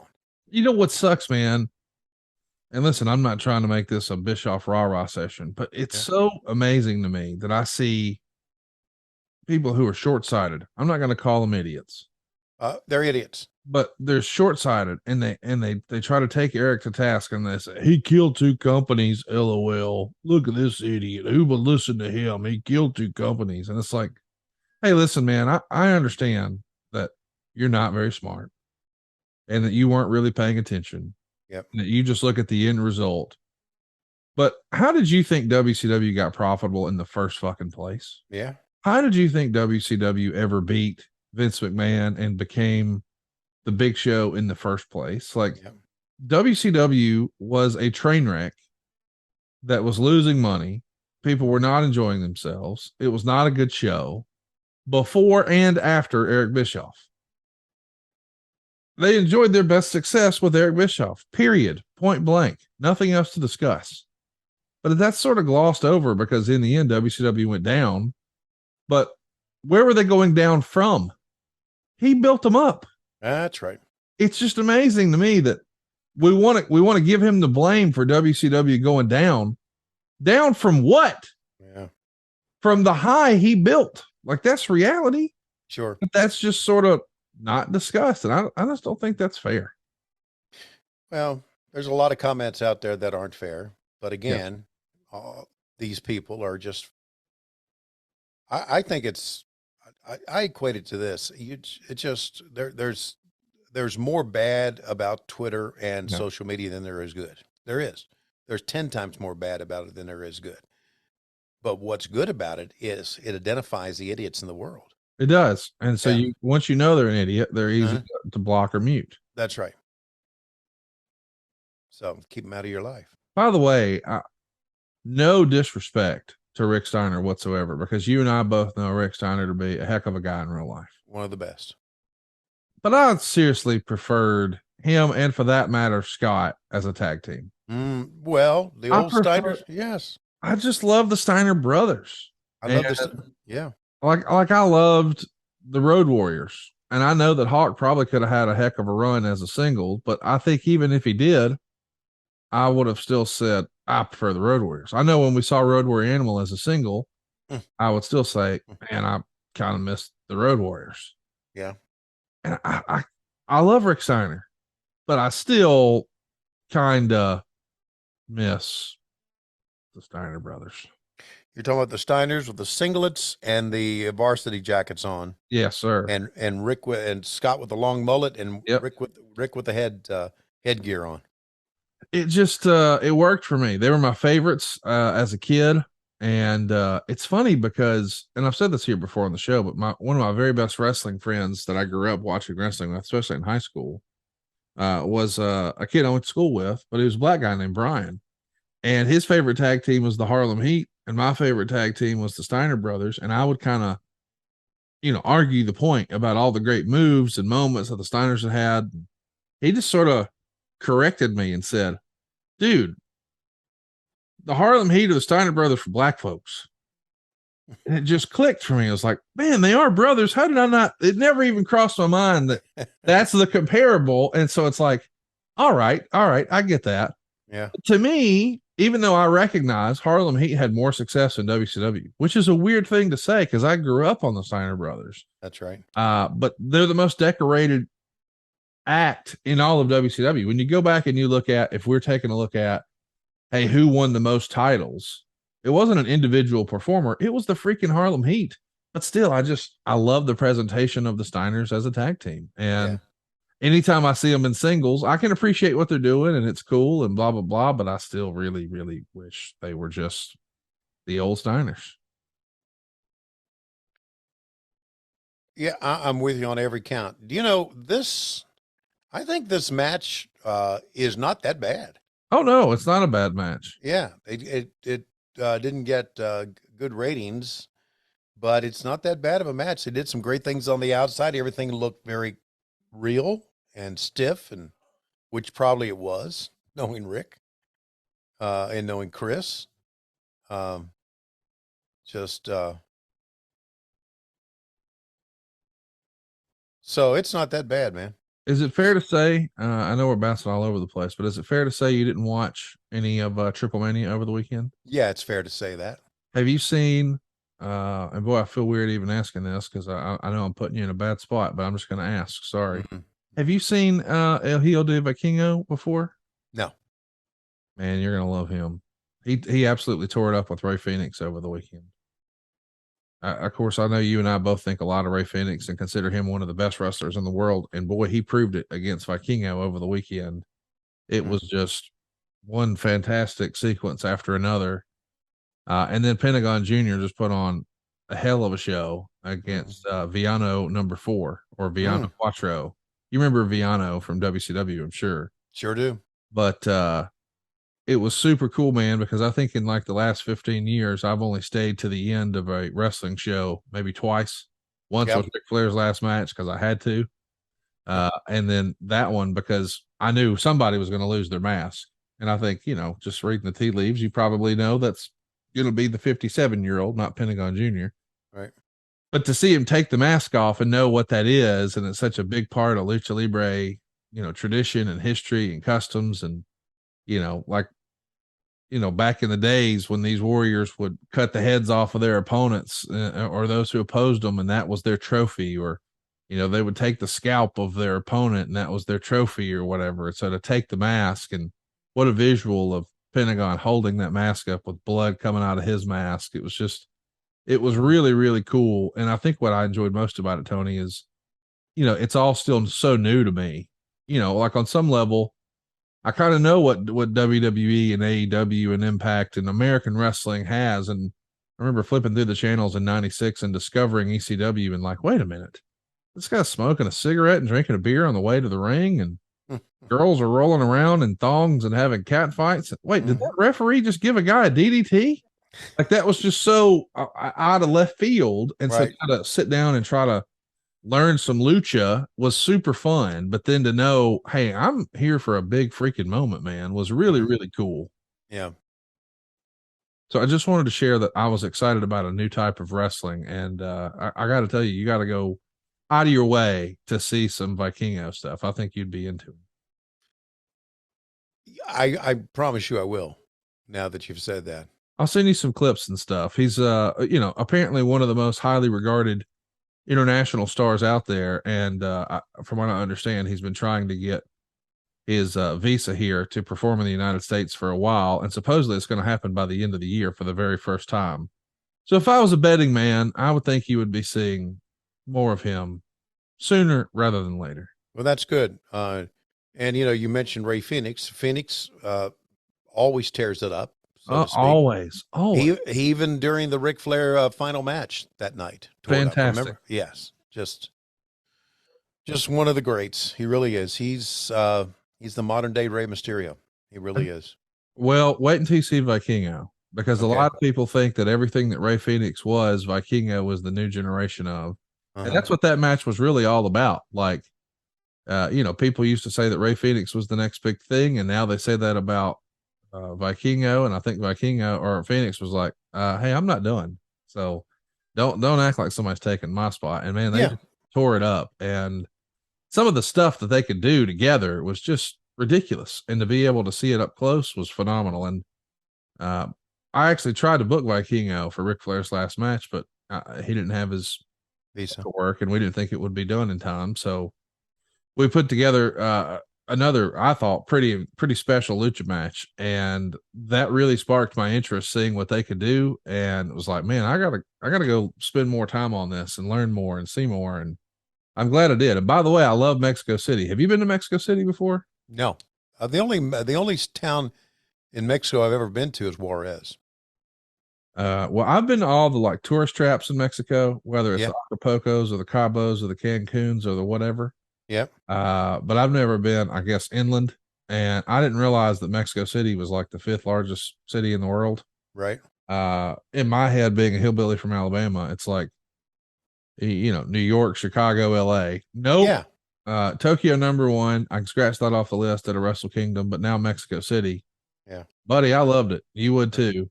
but our old pal Dave Green, he got violently ill and didn't leave the room for 30 hours. And all I could think was Tony Schiavone would think this is the funniest thing he's ever seen. Yeah. Hopefully he's still in that. Hopefully he's still in that room puking his ass up. He boy, he was hurting. And at first it was funny, but then I started to so we get in the car and we have this fantastic driver, Armando. And so we're headed to a meeting, and he says after the meeting, maybe you could take me to a pharmacy. And he's like, yeah, no problem. And I said, hey, while you're in there, maybe you could get some tampons. And everyone laughs because I'm like, man, pull it together. Let's go. Yeah. And then he says, hey, can you pull over? And Armando keeps driving. And I said, hey, man, pull over at this St. Regis right here. So he does. St. Regis, by the way, fancy hotel.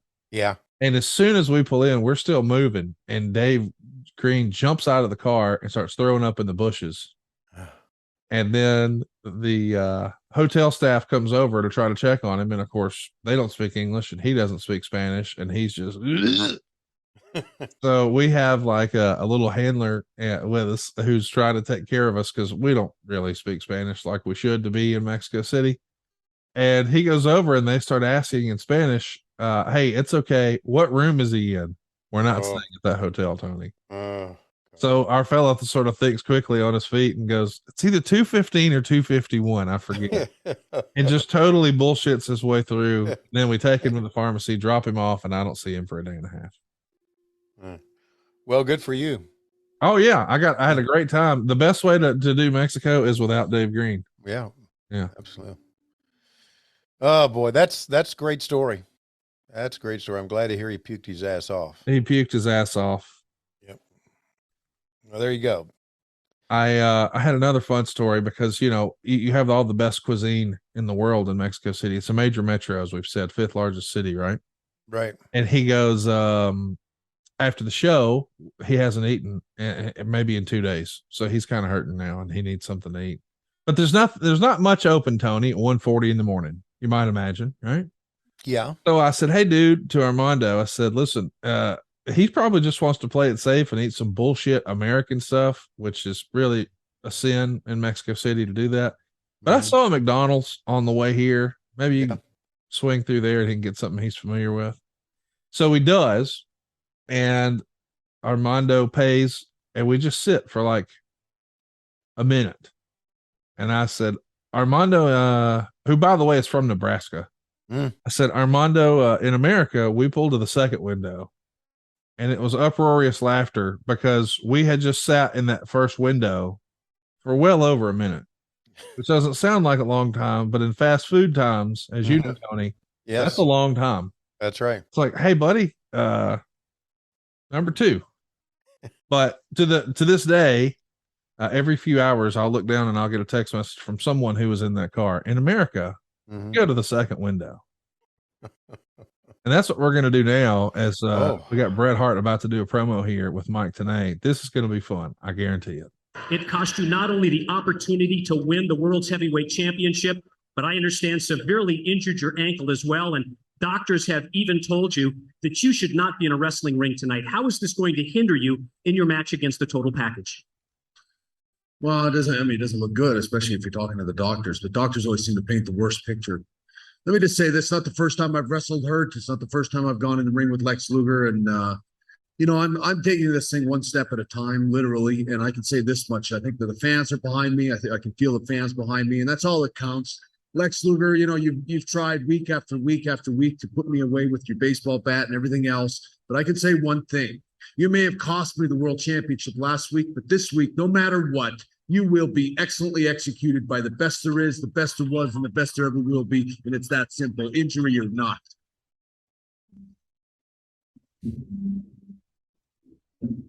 Ladies and gentlemen, WCW's Halloween Havoc continues with this football contest.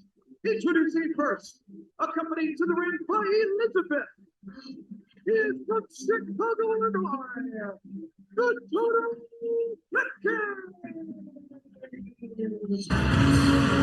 So here we go. We're going to get Lex Luger and Bret Hart on a pay-per-view here in 1992 or 1999, rather. It probably is a 1992 match, though.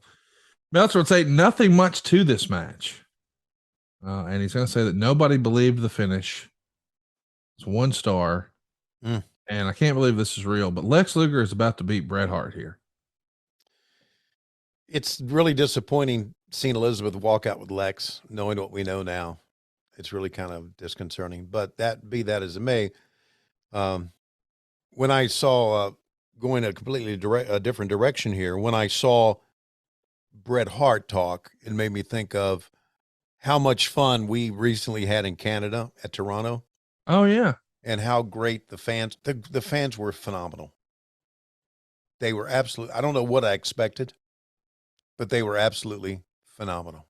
I think Toronto and Montreal are perhaps 2 of the most underrated great wrestling towns. It feels like when we talk about great wrestling towns, we always talk about here in the United States. We very rarely include Mexico. I mean, not Mexico, but Canada. And Right. Toronto and Montreal, man, they are wrestling crazed. Listen, this is not Lex Luger's best wrestling year, but he looks fucking amazing here. Yes, he does. Great presentation. Yeah. We didn't call him Lex Luger. We just called him the total package. Yes. And realistically, he looks That's like an incredible. action figure here. Yes, he does. It's, oh my God, just He keeps getting better and better. Look at him. the traps. And as Bruce would say, and then the bell rang. Absolutely. Hey, I recently had my anniversary with my wife. I know you missed that, much like you missed the wedding, but we went and did a little getaway, not too far from here. A nice little weekend deal. And we're able to take the dogs and stay in a room on the water and all that. It was real nice. And I had some family in town, and they knew I was in town, so they stopped by the bar where we were hanging out, watching the end of some exciting football games.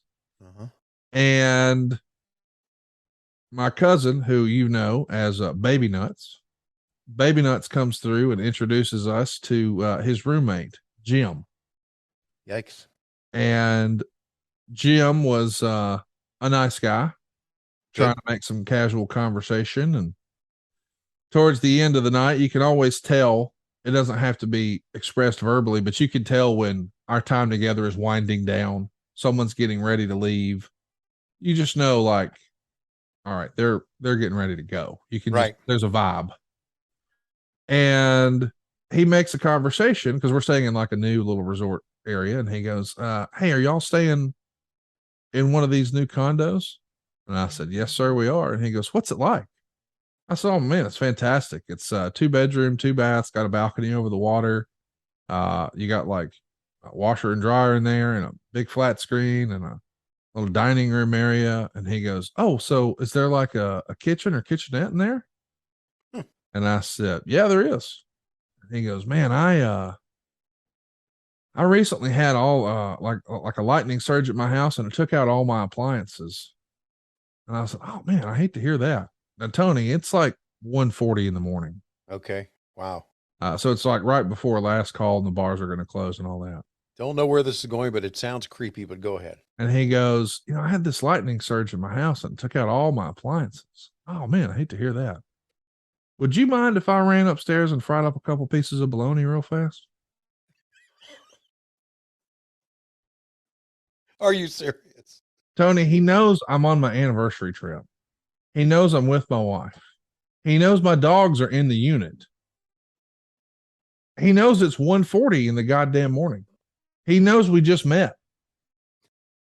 And he says, would you mind if I ran upstairs and fried up a couple pieces of bologna real quick? And I had the exact same reaction you did. I started laughing, and he's just staring at me. Yeah. Not laughing.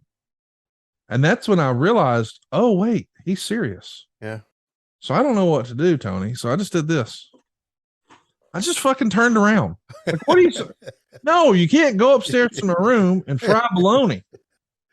What the fuck? That's what I said. So now, anytime I refer to him, to Baby Nuts, my cousin Baby Nuts, I refer to him as Bologna Jim. Bologna Jim. You encounter, and I think it's because you go out and do a lot more things than I do. Right. You encounter the biggest idiots and the weirdest people in the world are just for some reason gravitate to you and your life. Well, here's the thing. Some of this is just my dumbass family.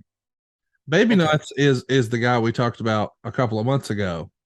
Yeah. Who threw up and had to be reminded and hit a vape and had to be reminded, sir, this is a Longhorn Steakhouse. And now a couple of months later, I get introduced to Bologna Jim.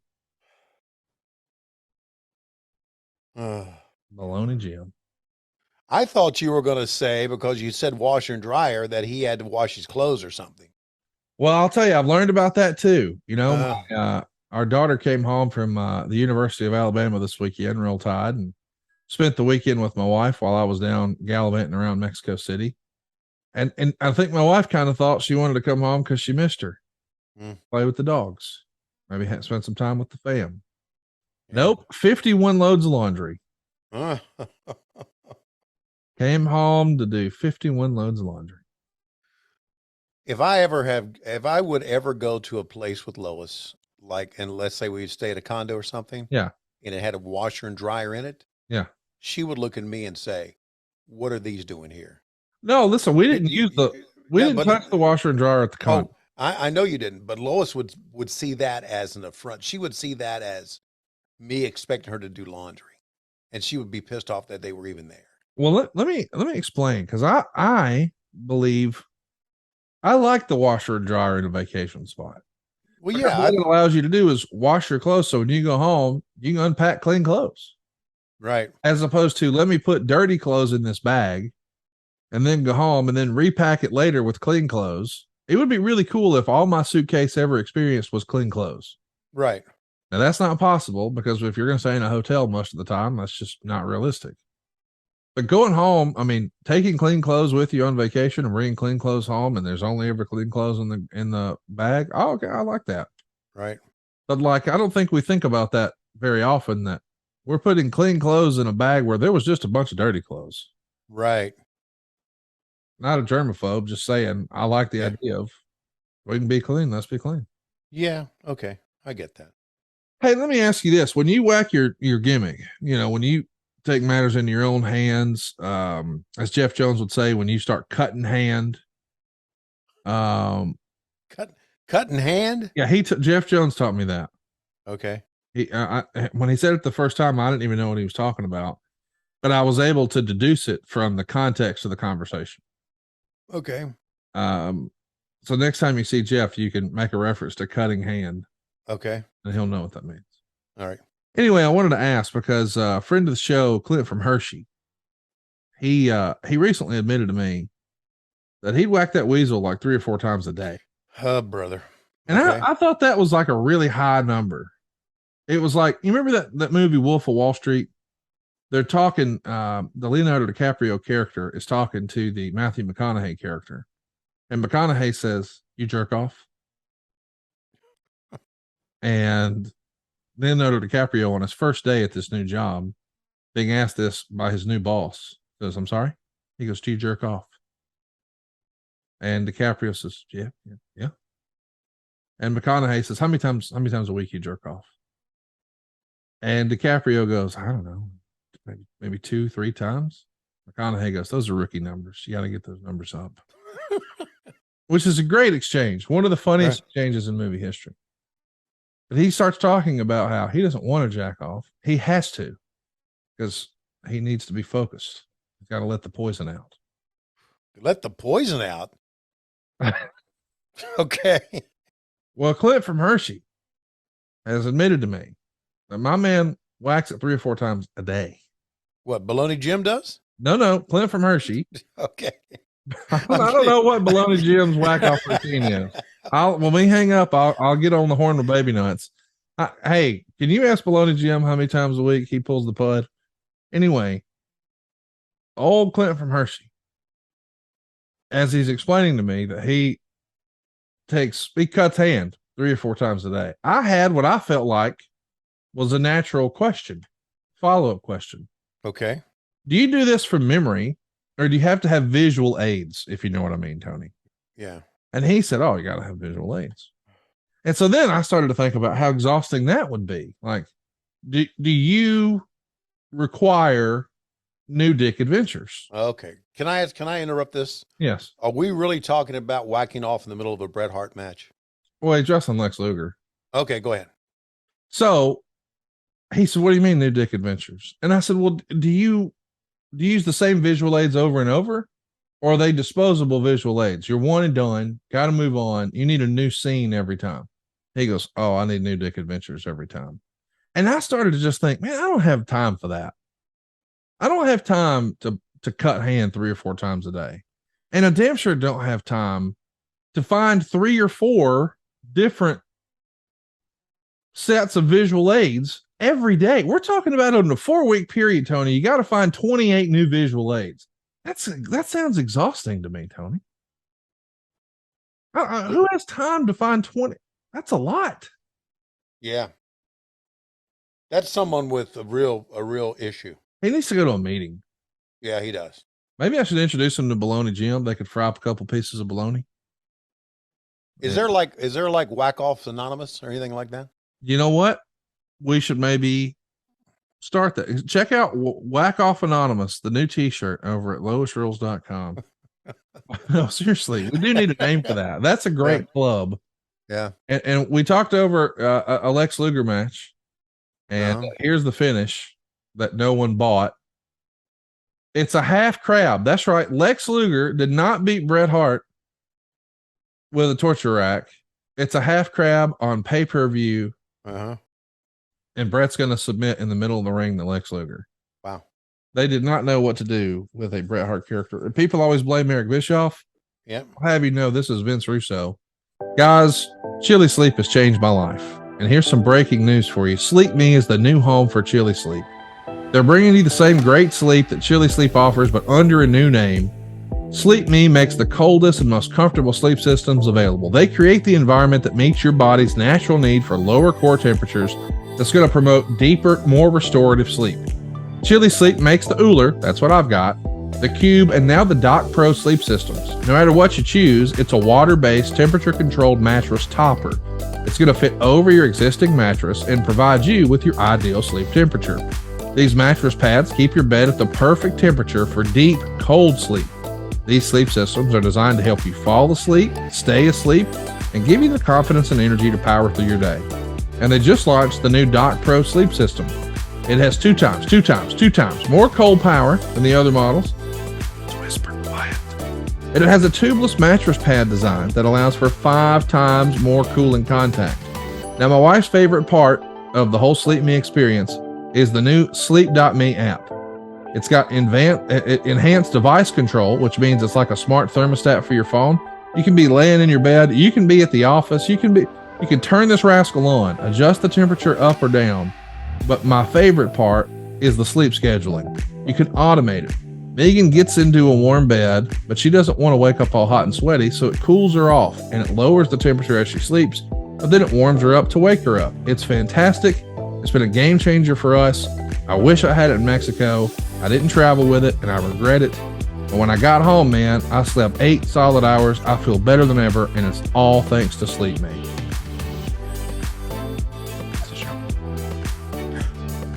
Head over to sleepme/WHW. That's sleep.me/WHW to learn more and save 25% off the purchase of any new Doc Pro, Cube, or Uller sleep system. This offer is available exclusively for What Happened When listeners and only for a limited time. That's sleep, sleep.me/WHW. Take advantage of our exclusive discounts and wake up refreshed every day. Come on now. I'm at 142.35 in 3, 2, 1, play. All right. With that in mind, still a lot more to go as we go backstage to Mike tonight. With all due respect, Bill Goldberg, do you feel that your actions of earlier tonight have made Sid Vicious even more dangerous than ever before? Let me tell you something today. You see that? You see that? I get paid to kick people's ass. And as far as Sid's concerned, when I get his ass in that ring later on tonight, I'm going to separate his head from the rest of his body. So Medusa is going to come out right now, and you're going to be really excited. Meltzer had this to say. Medusa came out in a bikini. Her body looks great for her age, but you don't see a lot of 37-year-old strippers, and there's a reason why.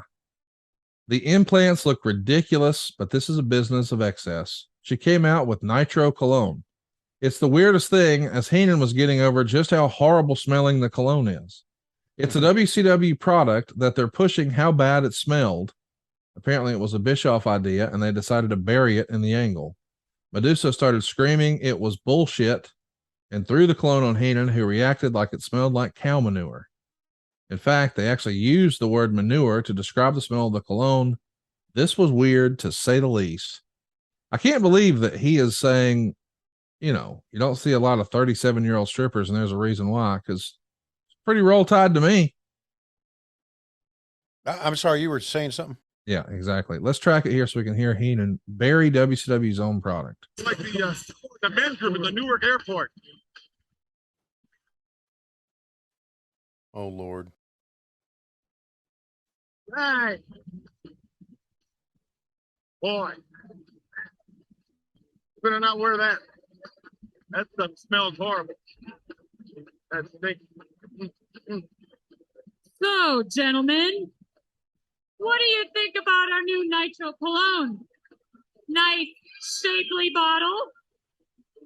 Beautiful blue color matches my big, beautiful blue eyes. Yes, they are beautiful. Yes. What do you think, this is a pun? Do you think I enjoy coming out here in my teeny weeny bikini and modeling this? But you do what you're told. You have to. Well, you can just tell those two higher echelons from New York, the superpowers, Powers, yeah. that I think it's just absolutely bullshit. Wow. Die! Stop!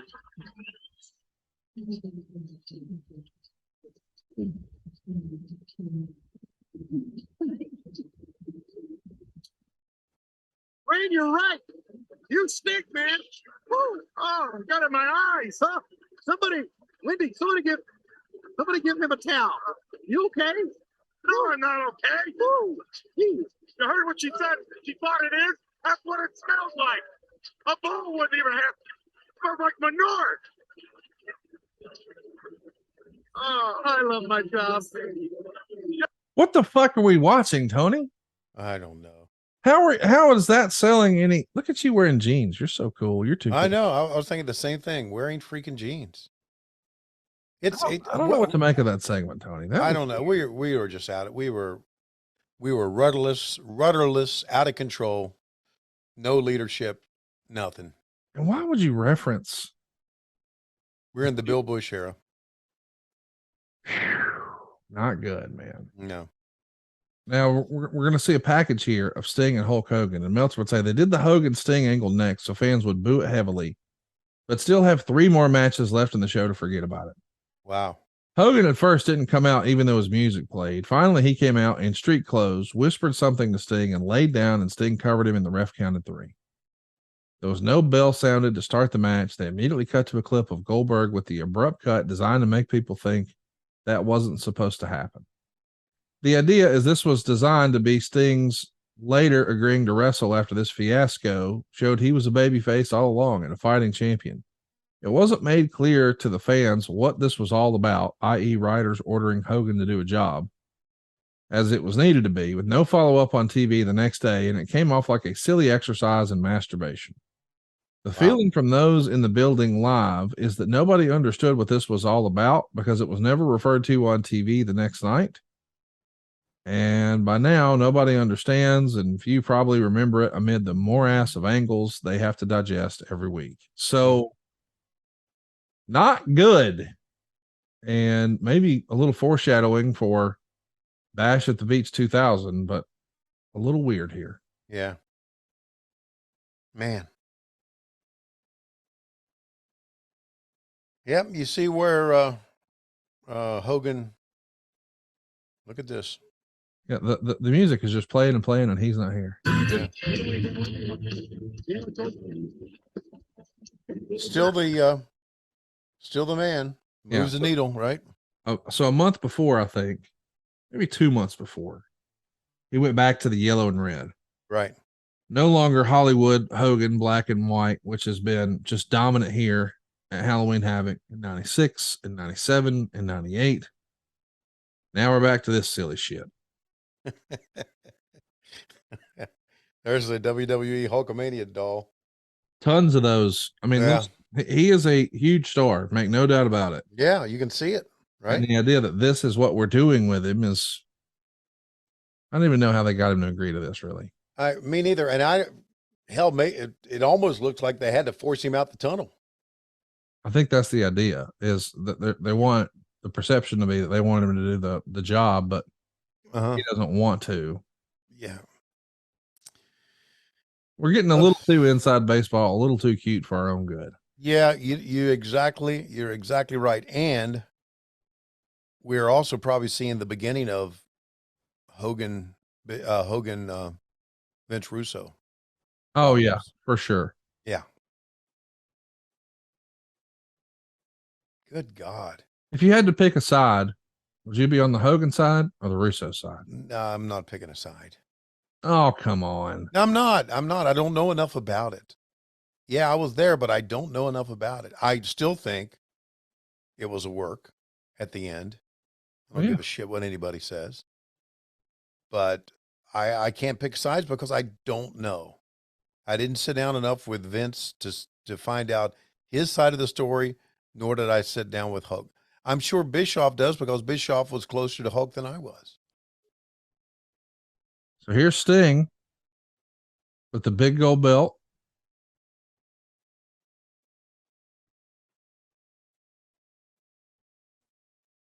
Great look. Look. Yeah. How about that? Jinx. Yeah, just a great look. It still works all these years later. Sure it does. How excited are you to see him and the Great Muta one last time? Yeah. It's gonna be fun, huh? Yeah, it was. But you could tell them Muta had aged a lot. Yeah. Just the way he walked out and everything. But it was still iconic.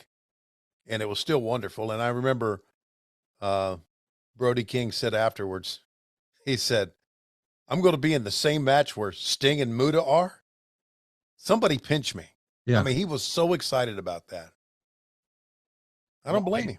Oh yeah. Yeah. It's so fun to know that, you know, the guys in the business are sometimes some of the biggest fans of the business. I mean, they dedicate their whole freaking life to it. And I don't know that was always the case, but it does feel like it's more common now than ever before.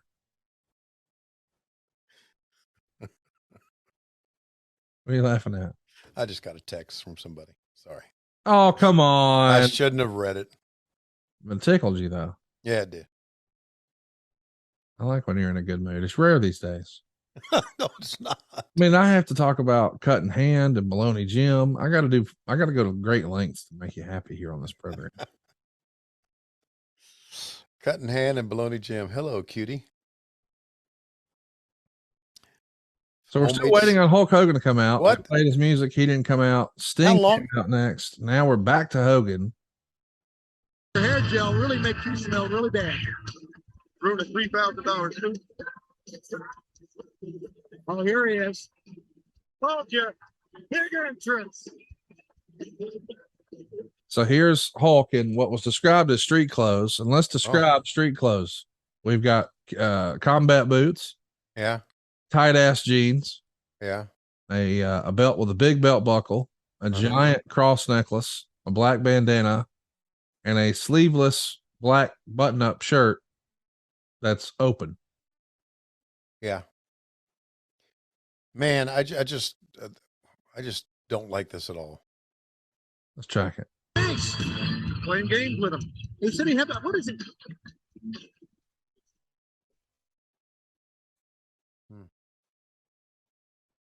Fans not responding to it either. They're like standing up like, what the fuck?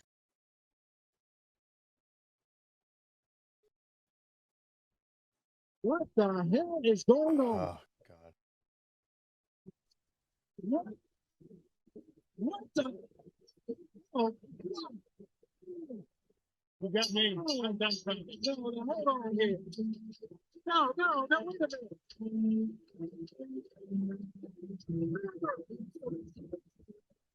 minute. So they abruptly cut to this Sid Vicious Goldberg package. Yeah. But let's remind you now, what's been promoted as the main event. I mean, even in the opening package of the show, Yeah. was Hulk Hogan and Sting. Yeah. And when referee Nick Patrick counted the 3, I mean, clearly Hogan came in, just laid down, and then Sting sort of laid across him. But when Nick Patrick went down to one knee to make the count, he still got the belt in his hand. Mm-hmm. No ring bell, nothing to it. They're trying to make this look real, but it just misses, man. It's You know what? thing with snake bit. We talk about the finger poke of doom a lot. We forget about that one though, don't we? That Well, one I right think there. because the finger poke of doom was seen by more people, right? Like Yeah, that's a good point. Nitro at the Dome.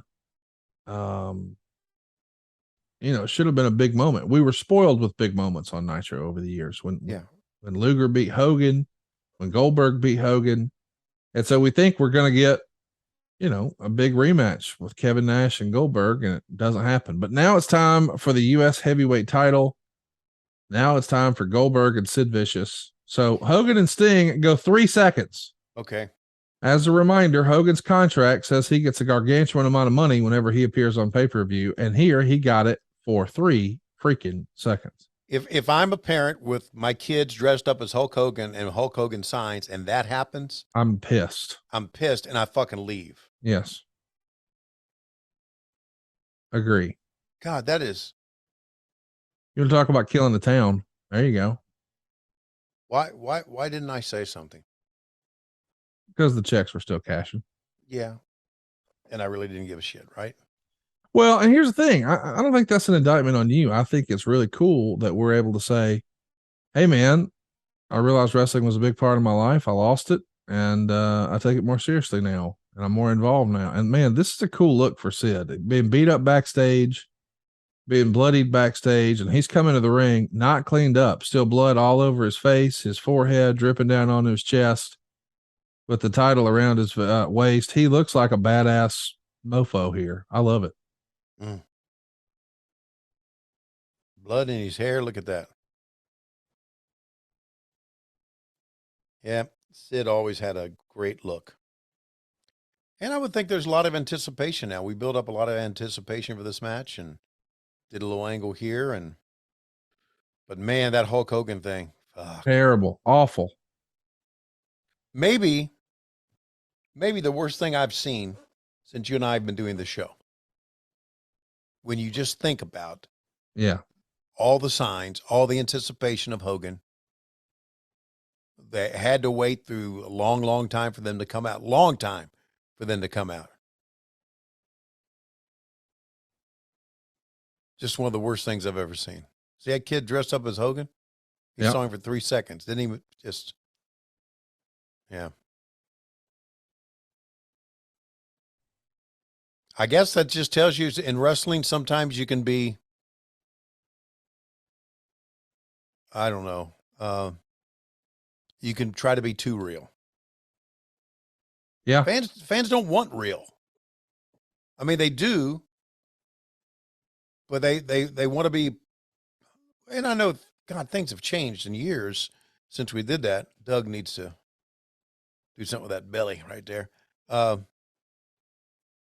But fans want a show, right? Yeah. They want a show. They do not want to be part of any backstage perceive politics, works, whatever. Yeah. I've often thought that. And, we still have it today. We have people that come out and cut interviews that are, on the square, so to speak, or, smack of things that have gone on in real life.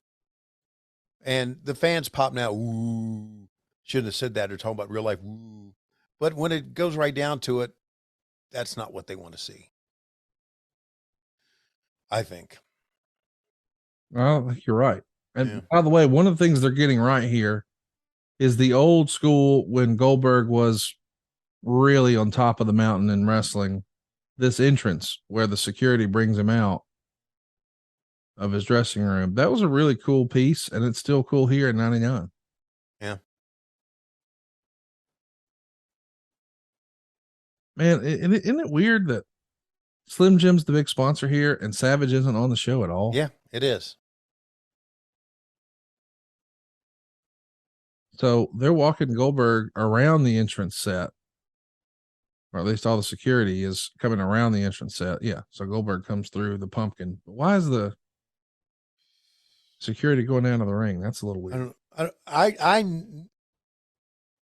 I often wonder, even back then, and I do even more so now, I often wondered why we needed so many security with Goldberg. I mean, if he's this tough motherfucker, does he need anybody? There you go. That's Just fair. just kick the door himself and walk out. Okay. I don't need security officers with me. I don't need Doug Dellinger. I don't need these guys. I think it was like a Mike Tyson type entrance where we just wanted to show there was like an entourage surrounding him coming to the ring. Watch out. Which I get, and there's Scott Hall is going to jump him. No, he's not a part of the match, but here comes Kevin Nash. Nash wearing his FUBU gear. You got any FUBU gear? You know what I do? Oh, can you wear it next week on the program? No. Oh, I think I just got FUBU pants. all right. But here's the contradiction of all that. Okay. Okay. What good did all that security do Goldberg just now? Oh, that's a great call. Yeah. Thank you for that. They scattered, right? And now here comes Sid Vicious. We're going to walk him to the ring and boom. Now get out of here. We're leaving. Okay. A guy in that Bret Hart Calgary Hitman jersey. He is like living life here, buddy.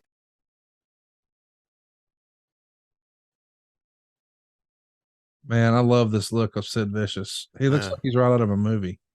Yeah. So they're brawling in the aisle. They're going to go 7 minutes and 11 seconds. Meltzer would say match had a ton of heat. The only match that could make that distinction. Sid bled heavily and mainly took punishment, but would never quit. The announcers really played up Sid's guts and toughness until finally Mickey J stopped the match. Then they gave Goldberg the belt. Who knows what the rules are regarding matches stopped on blood and titles changing hands nowadays, since rules change as they go along. Goldberg acted like he didn't want the belt, but eventually took it. Rick Steiner helped Sid to the back, but he turned around and wanted more, and the announcers did a great job with this match, which was rare for that nothing happening Tony Schiavone. 2.5 stars. Only one sentence in there was made up. I'll let you guess which one. The announcers did a great job with this match. Look at the guy wearing the black shades in the third row. He's got on a black t-shirt with white letters that says Tongan Death Grip. Wow. Like, I need that shirt now. You ever try to Tongan Death Grip some cooter? No, I've never. You ever try to get the old mandible claw on there? The old Mick Foley? Did I tell you that I've outgrown cooter? Really? Yeah, you just turned 40, so you don't know. But in about 25 years or so, you're going to outgrow it. Now, you're going to not. It's not going to be a big part of your life anymore. So it happens. We all age, and before you know it, you'll be there too. outgrow it. At least I hope you'll be there too. I don't know about outgrow it. Yeah, I think so. You move out of that age bracket where cooter is a big part of your life. And you move into this age bracket where you just as soon watch some TV, go to sleep, play Halo on Xbox, and then go to work, play with your dog. I don't know. If I would go for a list of things that are important in my life, right? You know, Let me I ask. wrote it. Well, cooter wouldn't even be on the list. Okay. Wouldn't. And I don't know when that, I'm trying to figure, look at Sid bleeding. It's a great look. Look at him with Yeah. the bug eyes and the blood Yeah. coming down. Yeah. Hey, don't you fucking disparage the good goddamn name of Sid Vicious around me. This is badass shit, dude. Yeah, that's right.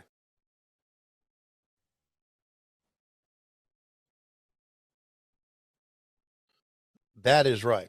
So anyway, there's my list. And Well, let me ask you this, because you're acting like this is an inevitability, like you just get a certain age and you just outgrow it. Yeah.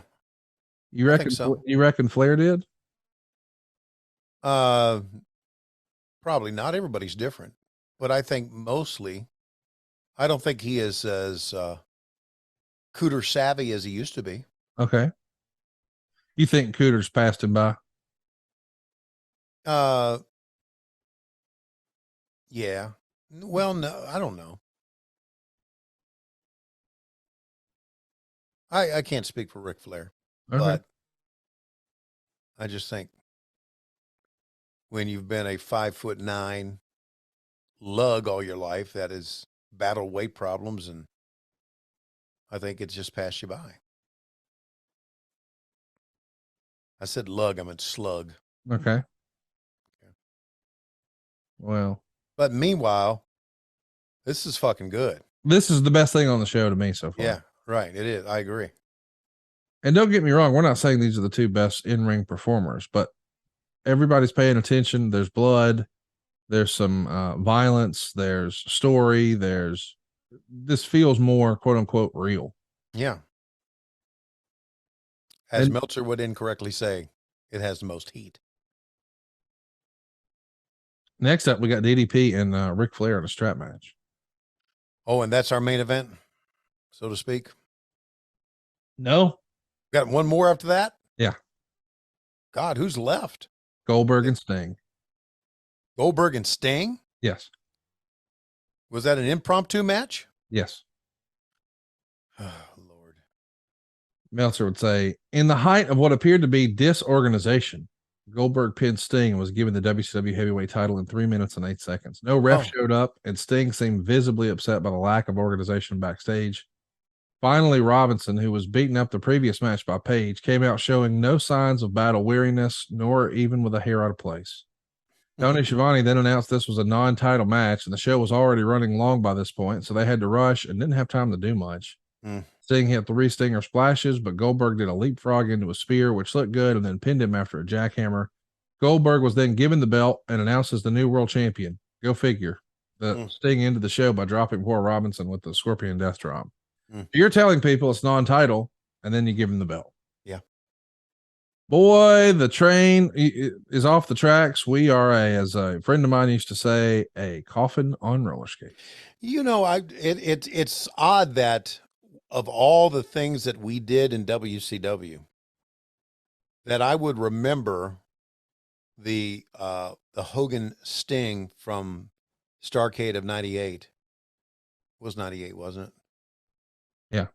Okay. And the fast count that wasn't. Oh, no, that was 97. 97. Okay. It's funny that, and that's part of my comic book, that I would remember that as being one of the reasons we went downhill, which I still believe.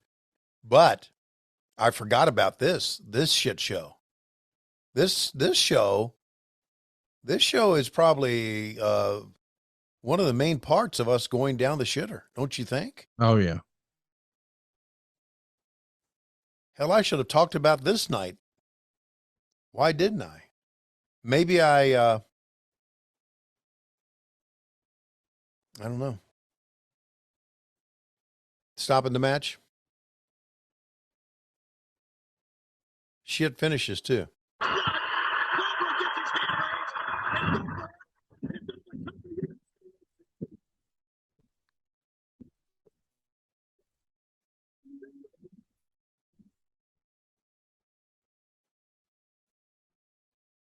Look at Sid, man. This is such an awesome look. Sid covered in his own blood, pissed off, not giving up. I like this presentation of Sid, but I'm with you. The blood finish or stoppage for blood is a shit finish. I only remember this happening twice before. Maybe I'm sure it's happened more, but it seems like both of them were bad. There was that one Starrcade where it was Dusty and Flair, and Joe Frazier stopped it for blood. Right. And Rick admitted on his podcast recently that was not supposed to happen. That was not the planned finish. Joe just got lost, got confused, got tired, whatever, and ended the match way too early. And then we remember the whole mess in Baltimore with Lex Luger and Ric Flair, and they stopped it for blood, but it was the tiniest cut ever. Right. It wasn't a bunch of blood. And you remember, fans being pissed off leaving the arena. Yeah, oh yeah, they were mad at me and JR.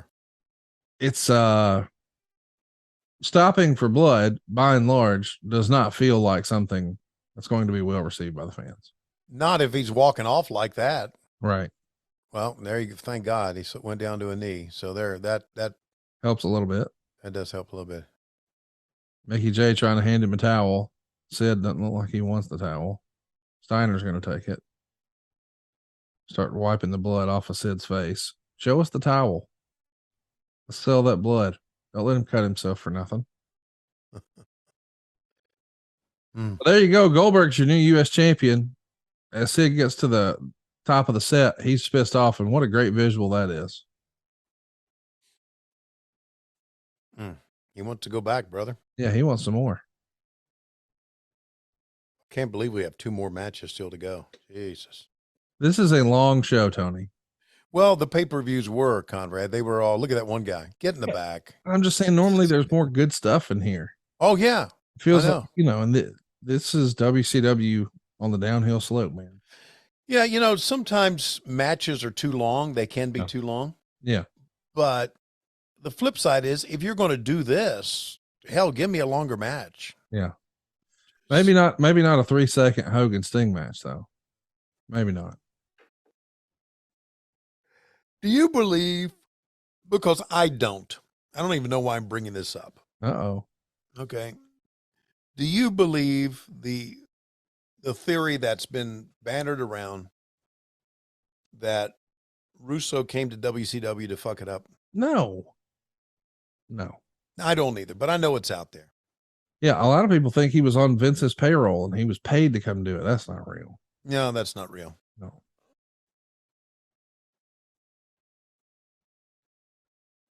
But don't think Vince wouldn't want to do anything he could to fuck up WCW. And don't think WCW wouldn't do anything it could to fuck up Vince. Right. That's how real the war was. When in reality, can't we just... Oh my gosh, here we go. Getting all ready for me in there? Good, I'm gonna get ready for you out here. Yikes. Don't come out until I tell you to. Sorry. We are gonna have a lot of fun tonight. How reminiscent of is this of Garvin and Ric Flair back in the day? Yeah. Enthusiasm. I know you're talking. I know. What did you say? I'm knocking out. Right over. It's the roommate of Kimberly in the flesh herself. Honey, the boy couldn't make it, but baseball good, live in that color. Woo! And tonight, honey, you're going to get the 14-time spanking. Woo! And your daddy can teach you. 14-time spanking. So here we go, boys and girls. Up next, it is time. Diamond Dallas Page and Ric Flair in a strap match. They're going to go 12 minutes and 49 seconds. And then Goldberg and Sting for the world title get 3 minutes and 8 seconds. As we're in cruise control here. We see Sting come into the ring carrying that big gold belt. The first time he came out, he had his trench coat on. Today, or now, on the second appearance of Sting on this show, no coat, just a belt and a microphone. Oh, okay. Because I thought Flair was next, and I guess he is, but Sting We're gonna wants do to a little just... Sting promo first. Oh, Lordy. Yeah. Okay. You want to track what he says? Yep, we're gonna do that, and then afterwards we're gonna take one last time out today, Tom. Oh, okay. I did not come to Las Vegas for a night off.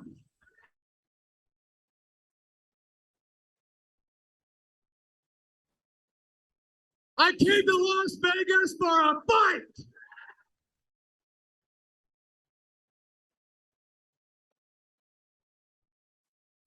So what I'm saying is if there's anybody, and I mean anybody, back in the dressing room area right now that can hear what the Stinger is saying, I'm saying I came to Vegas for a fight.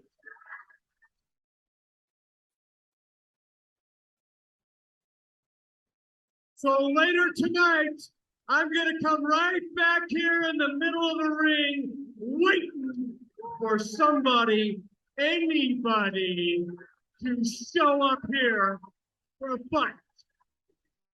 Because it's showtime, folks. That takes a lot of guts. Boy, does it ever. But Sting, the world champion, has made a very bold statement. He'll be coming back out here later tonight. Man, this is just a TV show, bro. That's all it is. This episode, and as a matter of fact, all of our episodes are brought to you by Blue Chew. The nights are getting longer, but the breeze isn't the only thing that's getting stiff. It's also Tony's Wiener. Tony's Wiener sponsored by Blue Chew. Guys, we all know that confidence can take you far in life, and that's especially true in the bedroom, especially when it's time to step up to the plate. And that's where Blue Chew comes in. Mick Foley and I call it a hot tag for your wiener. Blue Chew is a unique online service that delivers the same active ingredients as Viagra and Cialis, but in chewable form and at a fraction of the cost. You can take them anytime, day or night, so plan ahead or be ready whenever an opportunity arises.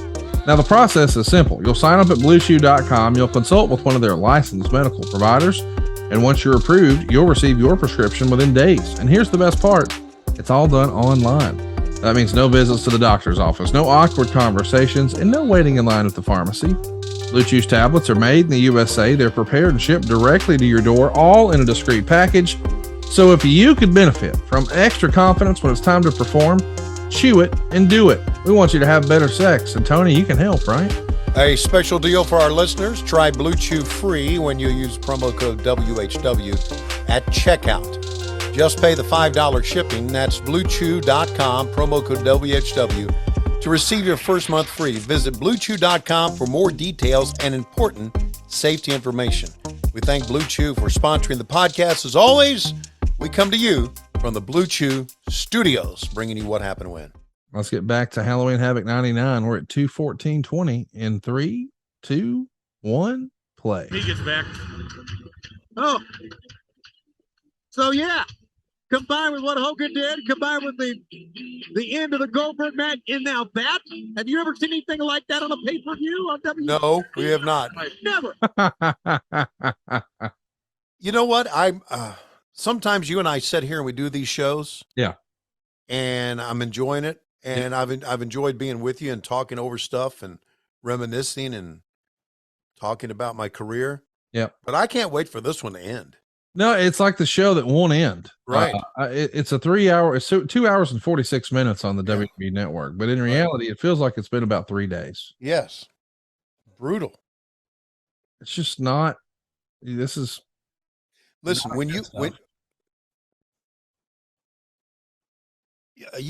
can do anything you want creatively, and I get it. But my feeling is when you've come out once, yeah, and do a promo, yeah, and then you come out again, yeah, you've ruined your pop. I mean, he's seen seen things on this show 3 times in front of a live audience. Right. You've ceased being a star. Yeah. You're just a guy now. Yeah. Fans are waiting for your entrance. They're waiting to see you. And here you come out and you do a promo that wasn't that good. And then you come out again. I'm not shitting on DDP. I'm shitting on just the way it's been presented here today. Right. And we're going to see Flair for a second time. We're going to see Sting for a third time and Goldberg for a second time. Now I get it. I listen, believe you me, in the job that I am right now, I understand the importance of stories. Yes. And storylines. I get that. And I'm not sitting here shitting on Vince Russo. I guess in many ways you can say that I am. But again, Vince was good to me, and I'm not going to speak ill of him because he was a good guy, Yeah. regardless of what people say. He just tried to. He put an effort into it. Yeah. Listen, he put a lot of effort into this. Yes. A lot. Yes. He was working hard. It didn't hit. Yeah, that's right. And but now Ric Flair comes out with the robe, and I used to have that robe, by the way. look at the fan. Do you see the empty seats? Yep. People are ready to be done. No, the Hogan thing. Yeah. Boom. They came to see Hogan. Yeah. They're gone. Right. They're gone. They've seen enough. Wow, this is truly, I'm telling you, Conrad, this is one of the worst pay-per-views we've ever done. And it's loaded with talent and stars and names. Right.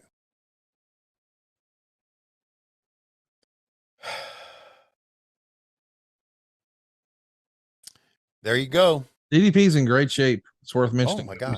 We sort of poked fun at his new attire when he had that the big shirt on, but he looks phenomenal here. Listen, I like the big shirt look. Sorry.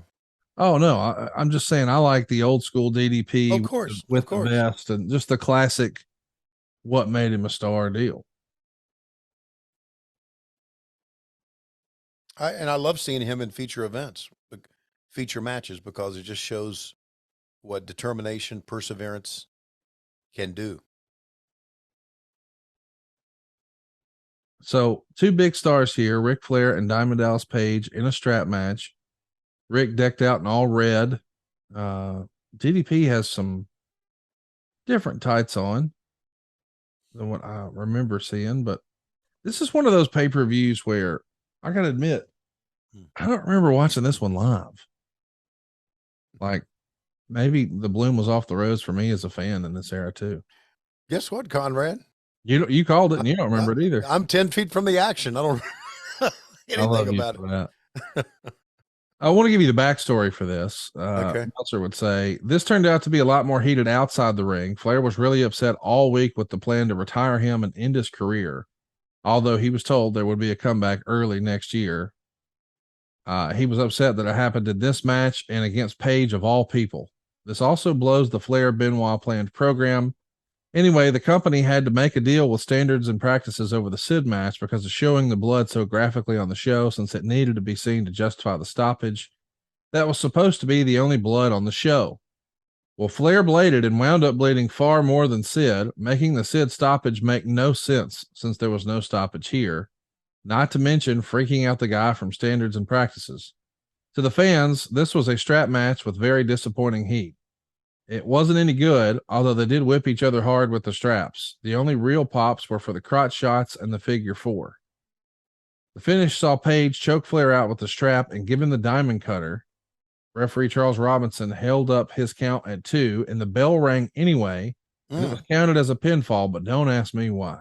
Then Page laid out Robinson with the diamond cutter and continued to choke Flair with the belt. David Flair shows up with the crowbar to make the save, but was beaten up by Kimberly.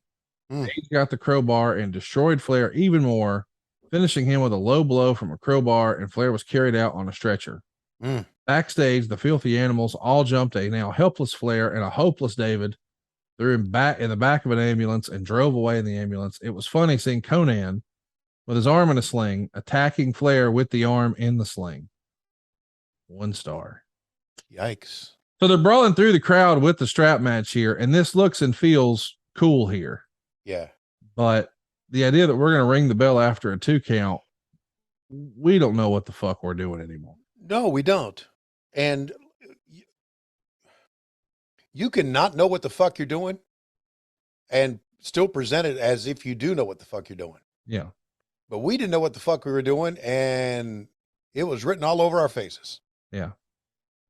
That's a shame too. Yeah. Now I know why I have a WCW amnesia. Shit like this. Yes. So the next day, you guys have a Nitro, and this is in the Observer. Bill Bush told the wrestlers before the 1025 show that it was official. Nitro is going to 2 hours in January, which with the style show they're doing is a change for the better. Yeah. He never said which 2 hours would air, and reports out of WCW are contradictory. Russo said he wants it 9 to 11 with the idea that can get more raunchy. But if WCW gets hot, it would be giving up a great advantage by having an unopposed first hour to build angles for a strong second. But giving the WWF an unopposed third hour pretty much guarantees a huge jump in Raw ratings because the second hour would do consistent 7s. Wow. I want to remind everybody the next day, Sting's going to come out on Nitro without his costume or makeup on. And he's going to complain about Goldberg getting the title. Mm. That's not how we want to see Sting, dude. No. No. That's also the episode where we would see Ric Flair get buried in the desert. So this was for Ric Flair's retirement, this thing? Yep. If he lost, he was done type And thing? you don't even remember it. Nope. I mean, it's just. Well, again, if you're doing so much stuff and try to make everything seem important, nothing becomes important. Does that make sense to you? Yeah. Let's add some context if we can. Okay. In regard to the babyface heel confusion stemming from Nitro last week, Vince Russo said to various wrestlers something to the effect of, there's no such things as faces and heels. There's a feeling among the wrestlers that what they want on TV matches are hot spots with no psychology. And although that hasn't been made totally clear, Russo did make it clear that holding any hold for more than 15 seconds, he believes gives the viewer an excuse to hit the clicker. In the WWF, they used to mock the idea of faces and heels publicly, saying they no longer exist. But any examination of the TV shows, in 90% of the cases, clearly delineated face and heel characters, even if faces often wrestle as faces and heels wrestle as heels. There is some confusion if they actually have no faces and heels playing roles for fans to get emotionally involved with, that it will be difficult to get crowd reaction. So let's talk about that, because I remember in 1997, Vince McMahon rather, went on Raw and said they were going to stop insulting our intelligence with good guys versus bad guys. Jesus. But here we are 2 years later, and now WCW has Vince Russo, and he's sort of saying the same thing. Buddy, the NWO is partly to blame for that, in my opinion. Because they're bad guys, but the fans are cheering them. Right. So if you have a cool heel, what are they? Are they baby faces or are they heels? We're supposed to hate somebody. We want to cheer for somebody. We want to boo somebody else. But if we're cheering the bad guys, now the baby faces are. Society changes, Conrad. And okay. And do you not think today there's heels and faces? yeah, there are. Okay. Yeah, I'm trying to listen to what you say, and I'm getting lost in all this shit. There's Wendy Turnbuckle over on the left. See her perched on a I chair. see her. Yeah, that's with the headphones that's on. good to know. Yeah. So her birth certificate says Turnbuckle. No, it was Turner, Wendy Turner, but I called her Wendy Turnbuckle. I love and it. It kind of stuck. The guy next to her, I have no idea who he is. I want to mention Bischoff was in Las Vegas this weekend. And he went with Hulk Hogan to the Tyson fight, but he didn't come to Halloween Havoc. And Meltzer would say there's been talk of Bischoff returning to the company to either manage Hogan or manage Hall and Nash. And it was even considered to debut him this week, but they decided it hadn't been enough time since he'd been gone. But how about that? What if he would have been back, not in a office capacity, but just as a performer? He was one of the great heels ever. How's he doing, by the way? Fantastic. Got that new grandbaby a year ago and just loving that. And man, he loves living in Cody, Wyoming. Let me tell you that. I met his daughter when we were in LA. Oh yeah, Montana. Yeah, I met Montana. We had a party at our PR firm's office in Beverly Hills. Yeah. And she was there. How about that? Yeah, I got to talk to her for the first. It's weird seeing a kid that you you knew remember as a kid. Yeah, and then seeing him. That's why when I see Charlotte Flair, I go, "Wow." Yeah. This is really weird. So Let me What? ask you if you ever heard about this news. The proposed 1 hour Saturday variety show from 7:05 on TBS starring Kevin Nash, Scott Hall, and Mark Madden is very close to being finalized. Did you ever hear of a Kevin Nash, Scott Hall, Mark Madden variety show that was supposed to air during this era. on TBS? No one ever talked about that at all. Isn't that crazy? I think that's just a stupid rumor Okay. that was floated around. Do you remember people being frustrated, like the wrestlers, the boys being frustrated with having to reshoot scenes for Beyond the Mat? I mean, for the WCW movie. Yeah. Ready to Rumble? Yeah. Yes. It's all over the report that they're working long hours from like 6:30 in the morning to 7 at night, and they're having to do all these retakes because the actors want to. Okay. The wrestlers who are used to performing on one take are frustrated because the actors continually do retakes. Uh-huh. The general feeling is it's long and tedious work. Yes, it was. And do you know why it came across that way? Why? Because that's the way fucking movies are made. Okay.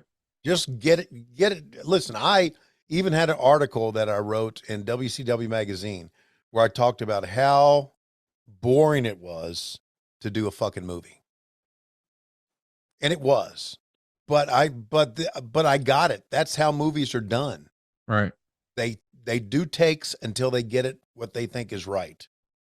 And so wrestlers were not, and even Tony Schiavone were not like, I hate to say Tony Schiavone. Wrestlers and even I were not. I like when you talk about yourself in third person. I hate that. So even we just didn't get it.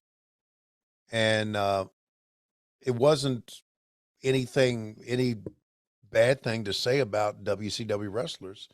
It's just I really realized that's the way they did movies. And the director who read my article was really pissed off at me. And even said so during our Hollywood party. He said, I read that article you wrote about how bored you were here. And I said, yeah, come on. It's just an article. I was trying to be irreverent, trying to be funny. And he said, I think you need to worry more about your own company because I understand it's a shits. And he walked away. Oh, fuck. Yeah. That's amazing. Yeah. And then I thought there, fuck him. He's probably never directed anything else. And hey, the joke's on you, dude. You had to direct a wrestling movie. That's on your resume. Brian Robbins is who you're talking about? Yeah, I think it's Brian Robbins. I think Brian Robbins did. Do you want to know movie- what all he did? He did Varsity Blues, didn't he? Oh, did he really? Not the TV show. There was a movie called. Oh, I remember Whipped Cream Bikini. Yeah, that's him. I think. All right, I didn't know that. Yeah. Which was pretty cool movie, and then he did Ready to Rumble. So there you go. Yeah, after Ready to Rumble, he did The Show, Good Burger, Varsity Blues, Ready to Rumble, Hardball, The Perfect Score, Shaggy Dog, Norbit, Meet Dave, and 1,000 Words. 1,000 Words was actually filmed in 08, but came out in 12. And he did some TV, but it looks like that shut down for him in 2011. So I guess he's been chilling for quite a while. Maybe he's lived off the money that he's made on these movies. That And can't I think he's been producing too. So, Well, I mean, just so you know, he's the president and chief executive officer of Paramount Pictures and Nickelodeon. is he really? Yes. Okay. He's also working as the chief content officer, kids and family for Paramount Plus. But he became was announced in September of 2021 that he was going to be the head of Paramount. So he's doing okay. You motherfucked him. And Yeah, well, he has no impact on my life. I have no impact on his. And there's a diamond cutter on the referee. And the fans popped on that. yeah, they did. Let's do some more news and notes here. The flair for Plan at this point is to return in 3 or 4 months in some sort of an administrator role, maybe with a commissioner title. You can see where that one is going. In fact, you've probably already seen it in a failed angle this year.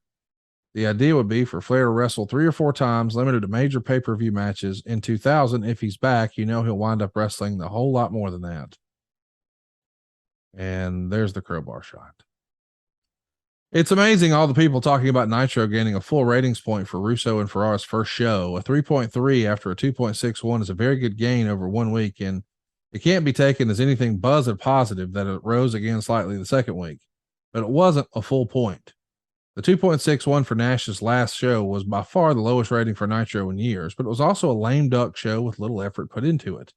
Nitro, with Nash as booker, averaged a 3.38 in September, and the rating for Russo and Ferrara's first 2 shows was a 3.4. The thing that is noteworthy about the 10-18 ratings was the gap was noticeably closed, with Raw's number significantly down both weeks. And there's reports everywhere that Vampiro is going to be returning. So I guess Paul Heyman didn't return some phone calls, never made a legitimate offer. WCW upped its original offer from 175 to 200 and allowed him to do outside merch with ICP. Said they could do some stuff later, but there's some hokey pokey here with Vampiro, and we know he winds up coming back and he's going to be a part of the company. Unfortunately, Randy Savage not long for this world. As we mentioned, he's going to show up the next night on Nitro, but he no-showed the Slim Jim corporate party in Las Vegas, and they got Ric Flair instead. Wow.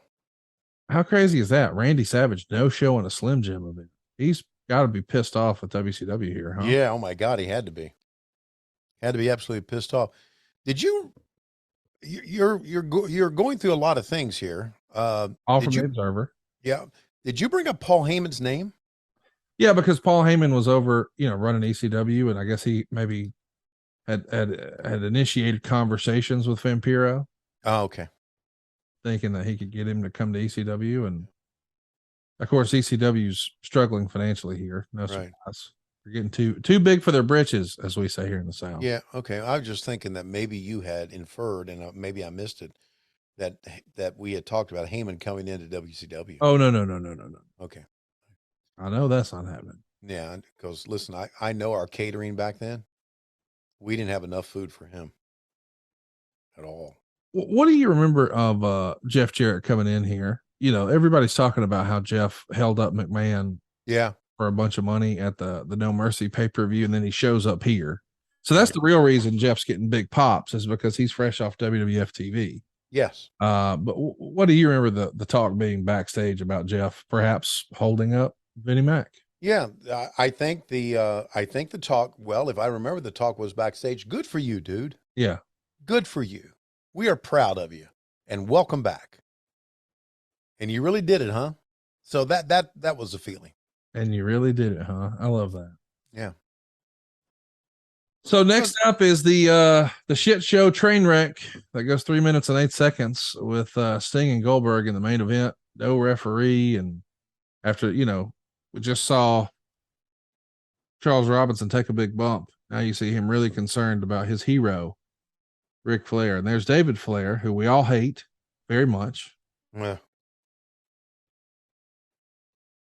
I'll never forgive him. Did you? And Eric Bischoff neither. She wanted to. Charles is crying. He's probably still crying right now. Yeah. I wanted to ask you something about, and I'm just going to be let's be very vague about this. Okay. All right. Did you ever sit down with David and ask David what it was like? Yes. I did. Okay. Did he answer you? Yes, he did. And would that have been a 2 thumbs up? Or was it not what you think it may have been? Are you familiar with the TV show The Office? Yeah. Oh, yeah. As a matter of fact, speaking of The Office, I just finished it a month ago, starting from the beginning and watching it all over again. Did you like it? Loved it. There's a line from the character Andy Bernard. One of my favorites. And he says, I wish there was a way to know you're in the good old days before you actually left them. Yeah, that's near the end too, when he was the boss. One of the last episodes. Right. There you go. There's your answer. Okay.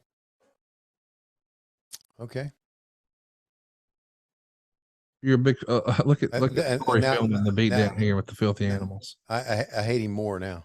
Oh, I hate him so much. Yeah. So here's Conan. His arm's in a sling, But still going to beat Flair. and he's He picked up the thing with his.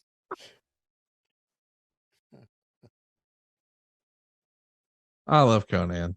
I do too. And there you saw the Time Warner name all over this. So they just throw him in the back of the ambulance. Turnabout. He's not on a gurney, and there goes Conan. And we're going to beat him up on the way to the hospital. A little more. Get a little more. Who's driving? Is It's it Conan. Conan with one hand. Well, he's probably using the other one. I had to guess. Yeah. Oh man, what a show! This is I think Halloween Havoc '96 might be my favorite WCW show ever. Yeah. '97 was a pretty big and memorable show. Yeah. '98 was another big and memorable show with Goldberg and DDP, and then this shit. The worst. The worst. And let's remember, when we're saying the worst, in '95 we saw the Giant die, And then, yeah. come back to life, and a mummy butt fuck Hulk Hogan. Still better than this. You did.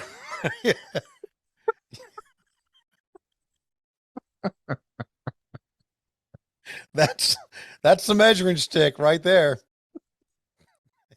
If it's worse than a mummy butt fucking Hogan, you know it's bad. Sting's out again with a belt and a microphone. Ugh. This is just not good. It's showtime. Who is it going to be? You can tell that. You can just tell he doesn't want to be here. No. Yeah, he's sometimes when guys are going to lose, Meltzer would write, they came out with their boo-boo face on. Uh-huh. I wouldn't say that this is Sting's boo-boo face based on him losing, Uh-huh.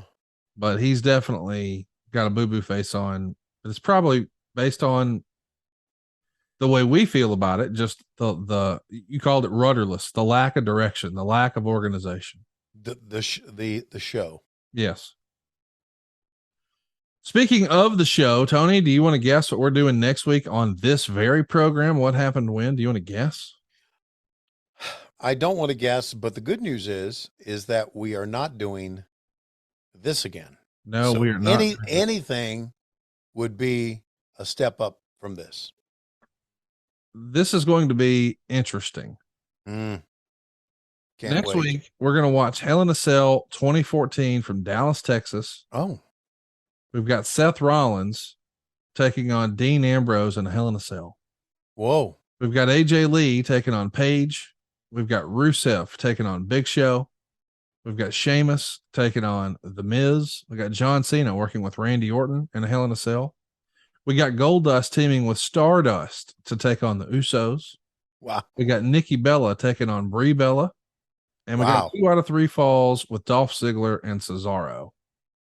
So Wow. WWE in 2014 had a lot of talent that we see now on Wednesdays and Fridays. Mm-hmm.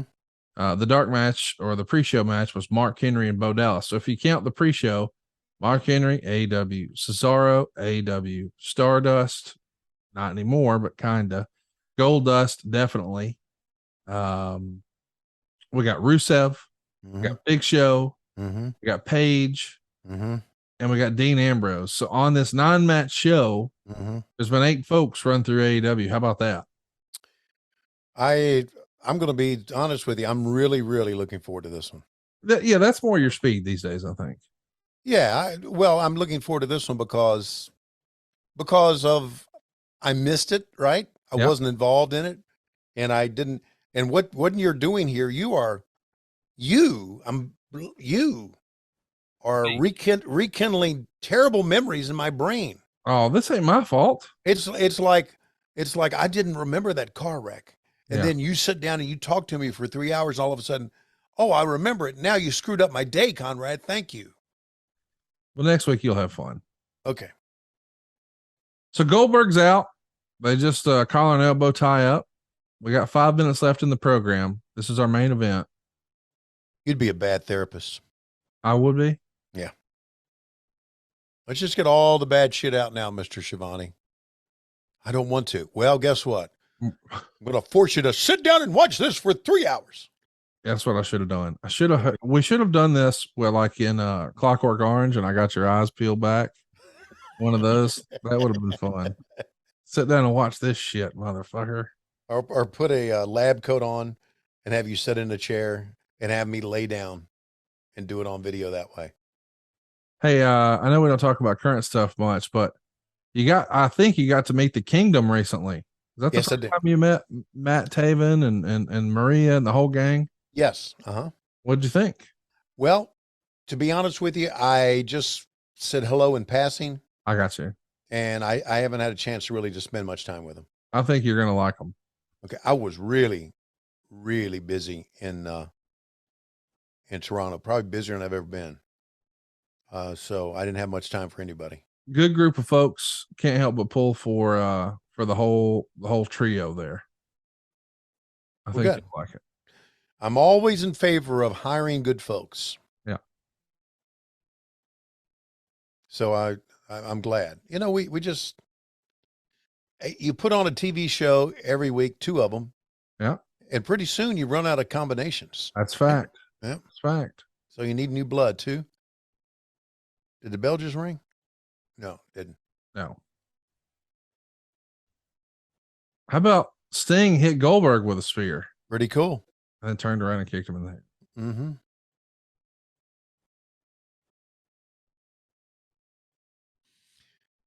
In 2 weeks, we're going to watch something that's so bad you're going to. Oh, okay, good.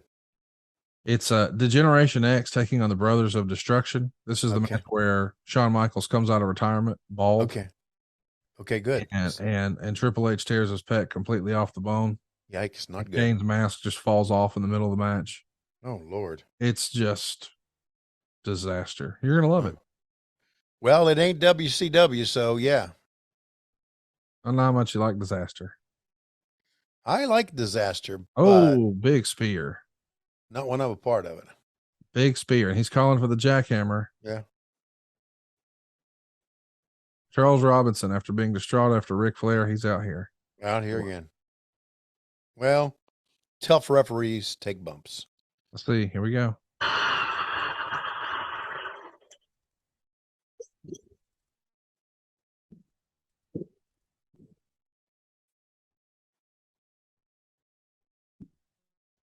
Now, when was the phony bell? That was in the previous match with Ric Flair. Oh, got it. Sorry. The Ric Flair DDP match. Right. With Okay. the 2 count, but the bell rang anyway. All right. But we've got a new champ here. Of course, the prior year, he was on one hell of a run, undefeated, and the show went off the air before it was actually over because somebody, Mike Weber, didn't get the extra hour of time. So they didn't see the finish of Diamond Dallas Page and Goldberg, but what a big time show it was. And Goldberg here was supposed to be working with Sid only, not in the world title picture. Yet here he is, now the world champion, having defeated Sting in 3 minutes after Sting was expecting Hulk Hogan. What a fucking shit show mess. Discombobulated. None of it makes any sense. Ladies and gentlemen, WCW in 1999. Well, thank you for ruining my Wednesday or Monday. It'd be on Patreon because this is terrible. It's terrible. Shout out to Eric Bischoff for not booking this. Yeah. Just saying. Tony, I know there's still a little bit of time left, but I believe in mercy, and I hope that God has some on us. So unfortunately, it looks like it's about that time. It is about that time, ladies and gentlemen. It's time to cut your hand on a piece of bologna. And that would be Bologna Jim. Or was it Fred? Bologna Jim. Bologna Jim. Here comes Bologna Jim to the ring, and he is in tow with a guy who is full of bologna. No, let's call it like we see it. Who's full of shit? Dave Green. And Dave Green is puking all the way to the ring. And we're trying to explain it to Dave, but he cannot speak English. He can only speak turd. Weird.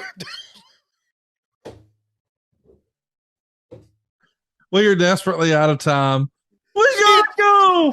We'll see you next week, right here on What Happened When on Wednesday. Every week, we come to you from Cumulus Podcast, but on Monday, early and ad free, we come to you on Patron!